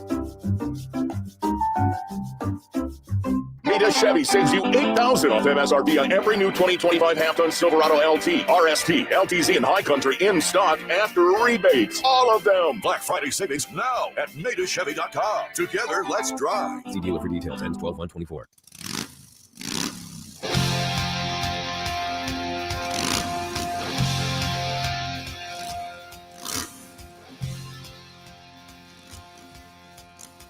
The only station in Sacramento giving you local sports coverage from 6 a.m. to 6 p.m. Monday through Friday. Sactown Sports. Joined by Whitey Gleason. How about it, Alan? The crew. Motley Crue. Mm-hmm. Am I right? Motley Crue. That's right. Yeah. That's right. By the way, we were doing Prop Talk last segment. You know, this is a community here. 916 says Jaylen Warren will be the top running back tonight. Book it. That's LB in LV. So he's in Vegas. So somebody wants to take LB, his word for it. Go ahead. Go ahead. Thank you, LB in LV. Whitey, we were discussing during the break, Padres and Mookie Betts. I was going to bring this up to you anyway. Mookie Betts, not the first Dodger to say this, but them kind of trolling the Padres. And I don't know if trolling is the right word, but hey, yeah, they were the best team. They basically just, you blew it. Yeah, You I don't blew know. Are it they type being deal. like, oh, they were the best team? Or are they like, they were the best team and we still beat them? I think they're just saying, I think it's more of a, maybe they're trying to kind of roast the Padres from a mental aspect. You can have all the talent you want, but you just don't have it. I don't know. You know, those two teams are in competition now for one of the best young arms to come over from Japan. Yeah. Roki Sasaki. That's all. It's always the case. It's always. There are rumors that you probably heard the Dodgers already have a secret illegal handshake deal with them. Do you think this stuff is good for the league? I mean, obviously no salary cap, and we've heard takes where it's, hey, this is good for the league because at least it gives everybody a team to hate. But I mean, this is just getting to the point where it's absurd. You mean the Dodgers being some kind of super team? Yeah. Yeah. They're like the Yankees used to be. You know, everyone hated the Yankees and then the evil empire, and they bought all their players. And I don't know what's missing, though, because I don't know if outside of Giants fans and maybe we'll just say NL West fans, the Yankees garner, and maybe this is part of the deal, maybe the more guys they get, they will continue to garner more hate, because I don't know, the Dodger hate I don't think is even close to Yankees hate. I don't know, you're not saying that, but part of it, when it was LeBron with the Heat, the hate watching, or even the Warriors to a certain degree, I don't think anybody, or Bama when they were rolling, I don't think anybody is hate watching the Dodgers. If it wasn't Dodgers Yankees, if it was Dodgers Guardians, I don't think people, come on, they might say that. Even I would venture to say that Astros might garner, back in their heyday, in their trash can day, Astros might garner more hate watching than the Dodgers. By far. They don't have a lot of guys, the Dodgers, that, you know, obviously here they're just loathed in Northern California, but they don't have a lot of guys that you look at and go, I can't stand that guy. Yeah. I mean, I have a few, but you know what I mean? They don't have. I mean, I like Mookie. That's my problem. Yeah. You know, Mookie is He's me. so likable. Yeah. He's basically me with, you know, play right field, center field. You want me to play second base, shortstop. Smidge bit out more athleticism. There's no way to hate Freddie Freeman either. If you hate Freddie Freeman, you're a bad person. Yeah. So that's a problem. They need more Max Muncies. That's what they need. I'm not a big Kike Hernandez guy. Well, him too. But he's a good player. He's too. And he just gets signed by different teams and comes back to the Dodgers in time for the playoffs every season. Are you ready for robot umpires next spring training? I am. I've been ready. I've been ready. That's what they had. Well, they didn't have that with the Ballers. They had a challenge system. I think that's what we're going to have in spring training. Yeah, I like it. They just tap their helmet, ball strike. The pitch is a confirmed. And well, it's funny because it is funny with the fans, because the up will, and it is when up, you know, really ring somebody up, yay, and the fans, yeah, and then it dies. The batter is challenging the call. The ball, and then the two options, the ball is a confirmed strike, yeah, and then the other option, after there's a buzz, the ball, the pitch has been overturned to a ball. Yeah. I think what would put it over the top is if you equip the robot umpire with some sort of laser system. Yeah. So when the manager comes out of the dugout ranting and raving, right. If your robot umpire can fry him. If your voice, the robot umpire can still detect bad words. Yes. And your volume. And if you go above that, you're cooked. Instead of getting thrown out of the game, you just get beep. Yeah. You're absolutely just cooked. Stunned. You know, I'm not saying actually hurt anybody. And speaking of cook, we had Keon Ellis on a little bit earlier. I don't know if you saw that. Yeah, that was great stuff. And we talked about him cooking the Hawks, even though the Kings didn't get the W. But I did ask him about the doghouse situation. And just like he handled it on the court, he handled it off the court very well. He said, no, there's no conversation in a game like that where coaches can go to anybody. I knew what I did wrong in the Timberwolves game, and that's what you got to bounce back. Did you tell him there's been one guy at this station who's been in his corner from day one? From day one. That one slipped my. That one you had slipped other my mind. things, You know, more pressing matters. You had to make sure to ask him about the wall. I did make sure to ask him about his video game play and if he's excited about the wall. He's playing the SEC. SEC, it means more out there. So, yeah, Keon, he just talked about the same idea. Whitey, we're starting a bingo card, and I don't know how we're gonna release this to the public, but we want everybody to be a part of it, all right? One of my favorite things you do. Okay. In the Stiles Files. The Stiles Files as well. And What Are We Doing? I know you love What Are We Doing? But the bingo card is things that we hear the Kings say, whether it's Mike Brown, the players. Spray 3 would be on the bingo card. I was going to say, yes. Okay, let it fly. Yes. You got to let that thing fly on the bingo card.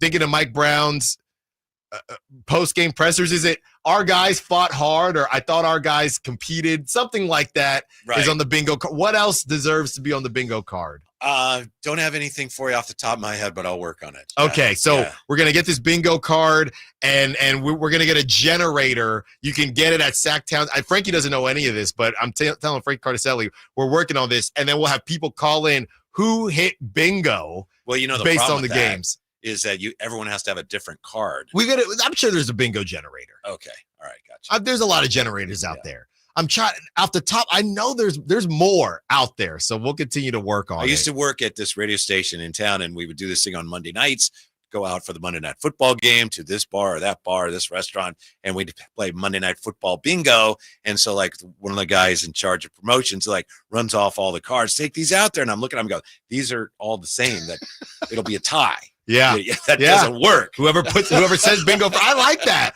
Whoever says it first. I thought of another one. Touch the paint. Touch the paint is on there. Good one. Got to touch the paint. All right. Well, I know, Whitey, your creative self will be able to come up with some. And speaking of creative, Terrell Owens was kind of hating on Debo's creativity. This is what he had to say. Debo is not really playing up to Debo's standards. Debo seems like he's more focused on his pregame attire than he is actually the game. If we can shift that focus, maybe that can energize and create some more production from an offensive standpoint. I say that kind of tongue-in-cheek, though. That's how he ends it. Yeah. I mean, he knows what he's doing. I don't think wardrobe focus is the problem for Debo. He just seems to lack that burst, doesn't he? And I heard you guys talking about screen passes. Yeah. Something Jay and I have been talking about a lot. Where's the screen passes? And I think Kyle just either today or yesterday talked about that again, why they're not throwing more. But one reason they haven't thrown a lot of screen passes is when they have run screens this year, they don't work. Yeah, they don't work. And how many times have we seen them throw the wide receiver screen to Debo? And what's so funny, because what's their mantra? No block, no rock. Apparently they have a lot, they have a lot of good.